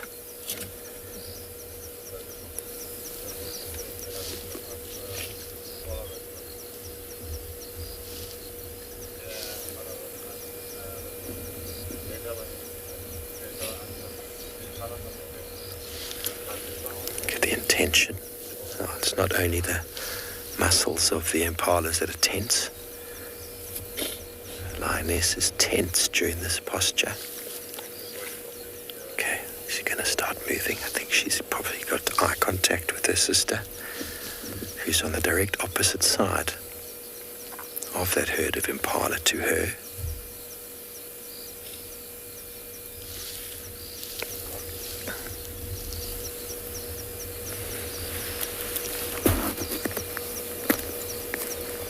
Poor impala, they don't know where to look. Exhilarating, Patricia, I couldn't agree with you more. I have to remember to breathe sometimes in these encounters.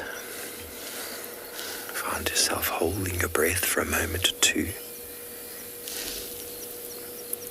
And yes, definitely as the time carries on and the darkness starts to sink in, so the ability of the lion to have the upper hand increases. So although the impalas can see, they can't see in the very, very dark nights.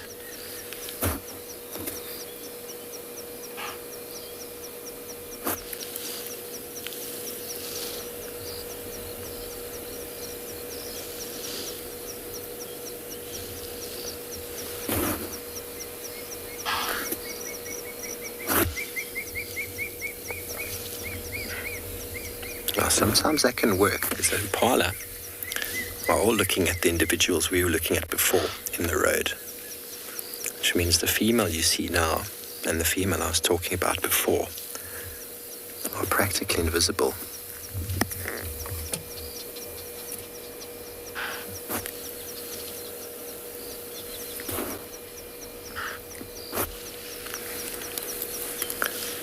But this is where being in a herd has its benefits, because you can look in different directions. Imagine being a lone impala in this situation. You'd have absolutely no chance.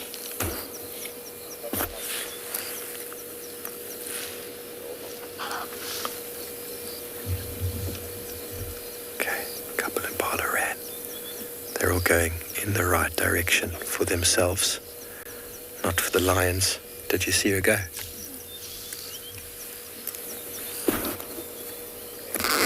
Well, how exciting was that?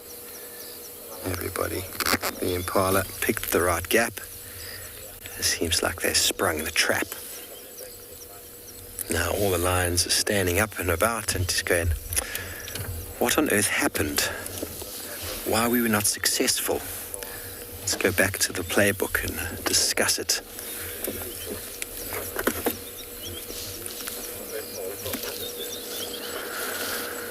Okay, very good, everybody. Well, while we catch our breath and regroup, we're going to send you back over to Tristan.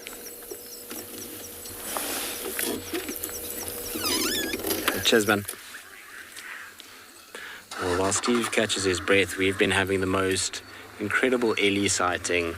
It's been not from anything crazy happening point of view. It's just the noise has been next level. I'm going to keep quiet so you can listen, because there's one that's screaming and the others are feeding, and the noise of them feeding has been amazing.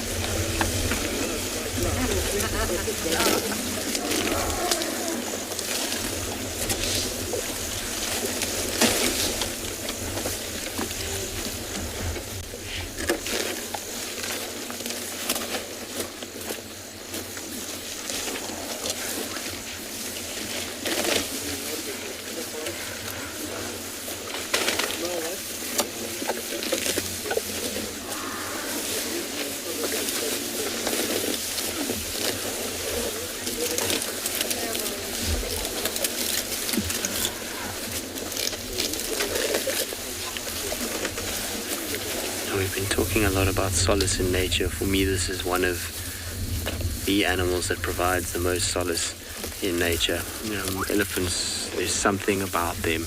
Hello, big boy. What you want? You coming to say hello? This massive bull Ellie that's in front of us. But there's something about being in amongst a herd of elephants when they're peaceful and feeding, and just hearing the sounds of their feet through the grass, them feeding, grasses being broken, chewing, flapping of ears, that provide so much kind of, I don't know what the word is for it, it just puts you at ease more than you can even imagine. It's one of my absolute favorite things. If I ever have a bad day, I wish I could bottle up the feeling of being inside an elephant herd and then being able to just kind of take that as a tonic for any sort of bad day. But remember, we are kind of doing a fun exercise at the moment, I think we can call it that, about everybody finding their solace in nature and being able to share it with everybody else. Oh, that bull stinks, he's got a serious must at the moment. And, you know, so if you are wanting to participate in what makes you happy in nature, remember you can do a 30-second video on it and yeah, tell us about what kind of got you down. I'm trying to see if we can get another view. It's so dark. Those Ellies are gone now. They're moving off quite steadily. So we'll let them go and carry on. I don't know where Cara went. She didn't pop out again anywhere in this general vicinity. She seemed to get chased kind of in the southeasterly direction away from us. And so I don't know if maybe she just decided with the hyena and all the Ellies around that it's going to be a bit tricky to hunt here, and it's better for her to go. I mean, she's had a rough day. She's been chased by a leopard, chased by elephants, chased by a hyena, all in the time that we've been with her. So I think she's just decided enough's enough, and she's going to let them kind of all have it off back to where she feels deeper into where they should do originally territory and where Cara spent a lot of her time, which is on Arathusa, that area. So we're right on the boundary. Though, that was very cool. There's an in front. Imagine that. There are Ellies everywhere. That's literally the entire length of this property at the moment. So I've just been listening to all the updates from all the various guys. Lots and lots of Ellies around. And this particular herd that we just saw now is one of my firm favorite herds. It's got an elephant that, it's not fang, but it's also an elephant with an abnormal tusk that grows underneath her chin. So it comes from her left side, underneath, past her right tusk, but behind it, it kind of crosses over the right tusk. And she always has a nice group of Ellies around her. They're very relaxed, very chilled. We see her on Djuma quite a bit as well. So good to see her again. It's been a while since I last saw her. I'm sure you can still hear that one elephant that's screaming. He's been going crazy. Or she, I don't know which one it is, male or female, that's going crazy. It's been in a thick bushy area the whole time.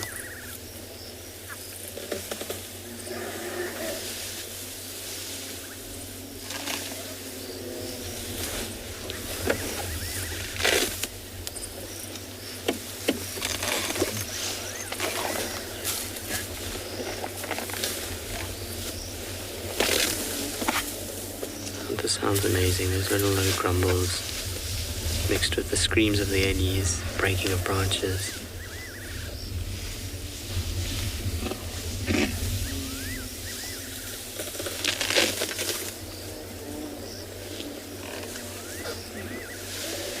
It's almost the perfect way to settle everybody's nerves after that lion hunt, is just bring everybody down a bit, the calm feeding sounds of Ellies. I suppose actually the screaming elephant in the background not so much, but you know, when they're just feeding on the grass around us, those calm sounds definitely will soothe everybody's nerves after what sounded like a very tense stalk from the Talamati Pride.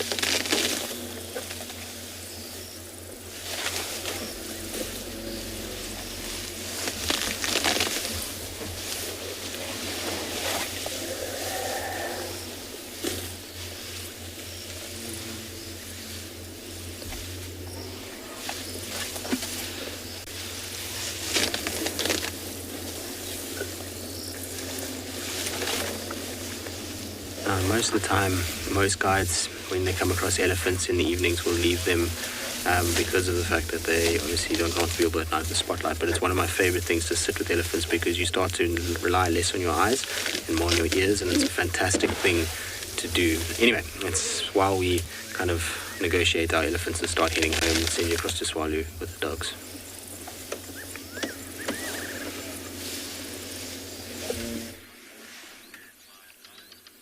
Alrighty guys, there we go.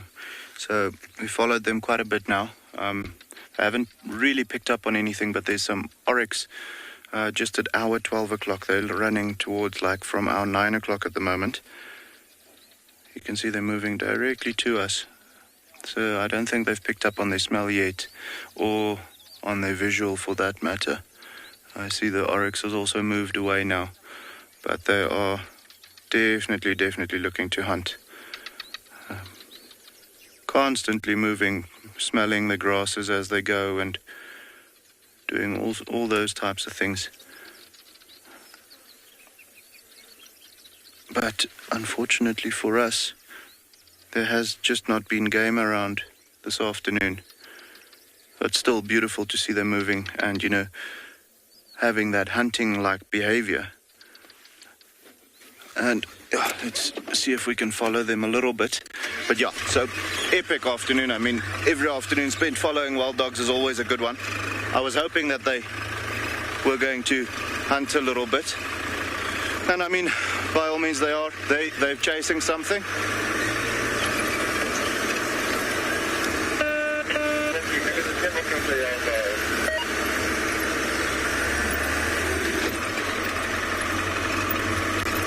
Guys, yeah, just bear with us. They've a steenbok at the moment.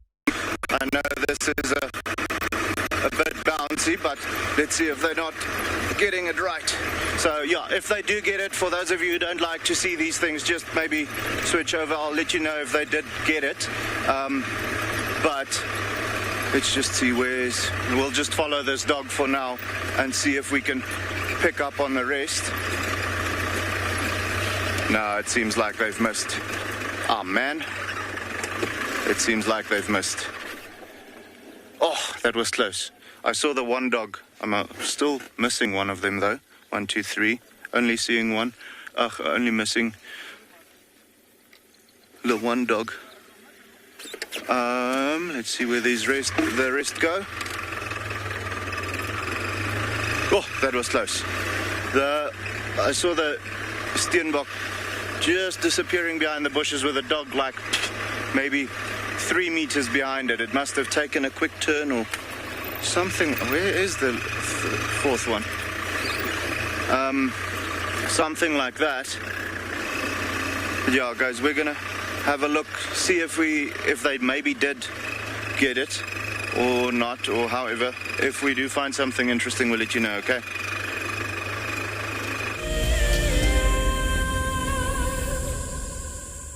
Welcome back, everybody. All the lions are back together and then our mobile in the road, directly back towards camp.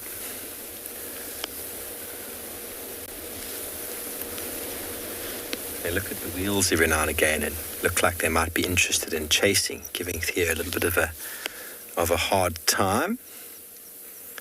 That's what they do, everybody. They see something moving and their senses are so heightened that they feel the need to chase, and you often will see them, especially young cats. Young cats will see the wheels turning and they feel like they need to go and, ooh, what's the wheel doing? It's that instinctive cat sort of reflex. Maybe those ones in front there will make it a bit better with the light. Sorry, there we go. So one female that went all the way out to the left was quite out there, and she was well received when she returned back. And the lions gave her some love and attention, some kisses and cuddles. So they're coming to the point now where the buffalo crossed. Just now there you can see in the road there's a pile of dung. I think that's a pile of dung. Yeah. So this is where I had them crossing. And then they went straight directly west towards Arathusa. So it's possible that they're going to now veer off after the track. So the buffalo heading through. Whether they go to Arathusa or not is debatable. Lions do cross territorial boundaries from time to time in search of food. And they'll eat and then they will come back again. Sorry about my head.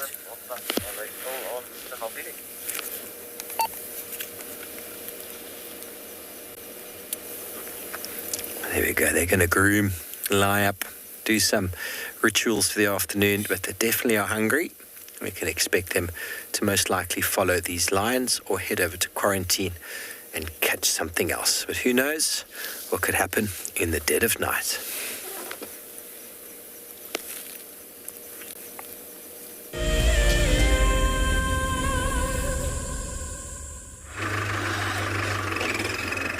Guys, we're going to continue following the dogs now, but just have a look at how cool this is. Look at how beautiful that sunset is.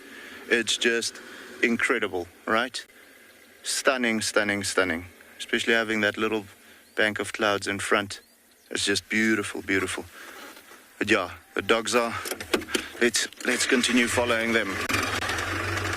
They have gone up the dune now and they're starting to go down the crest, so we're just driving along the dune, see if we can get them again. That was super close. I mean, that Steenbok literally just got away. It was incredible to see that. But let's see, maybe in the last minute or so they surprise us with an epic one.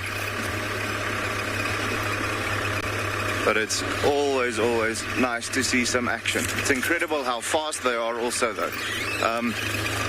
Just to be able to disappear following the Steenbok like that, it's amazing. So let's just, I still see the dogs just here in front of us. They're about 100 meters in front of us at the moment, properly moving now. So let's just see what happens. Let's just see. I see there's about, I hear from the one vehicle there's some more Gemsbok in front of them.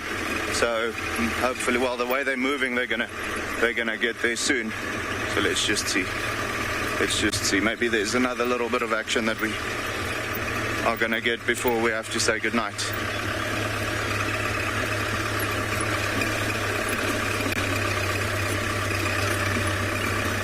Seems like they've picked up on them.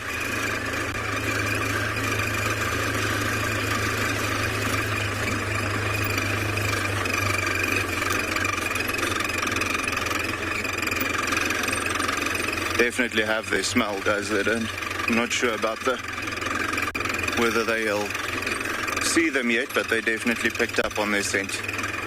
You can see all of them moving with a little bit more intent now.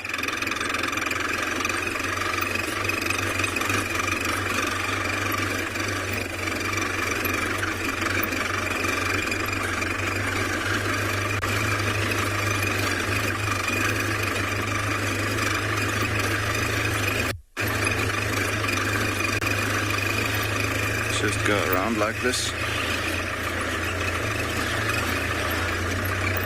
Yeah, guys, I mean, absolutely. You have no idea how cool the wild dog sightings at Tswalu are. They are incredible.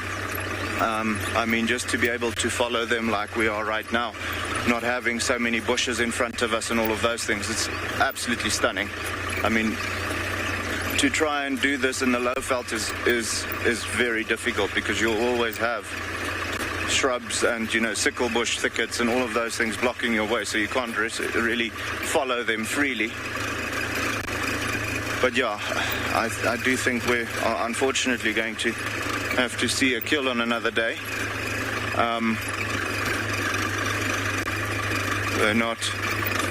They don't seem to have the Gemsbok in their sight anymore. And unfortunately, guys, yeah, it has come to that point where we have to now say goodnight. It has been wonderful sharing this with all of you. I mean, the predators were properly busy this afternoon. The lion stalking and the wild dogs chasing and all of that. So it's been great to have you. I hope to have you back with us tomorrow morning at 5:30. Continue following us on DSTV and on YouTube. Hope to see you soon, okay? Goodbye, guys.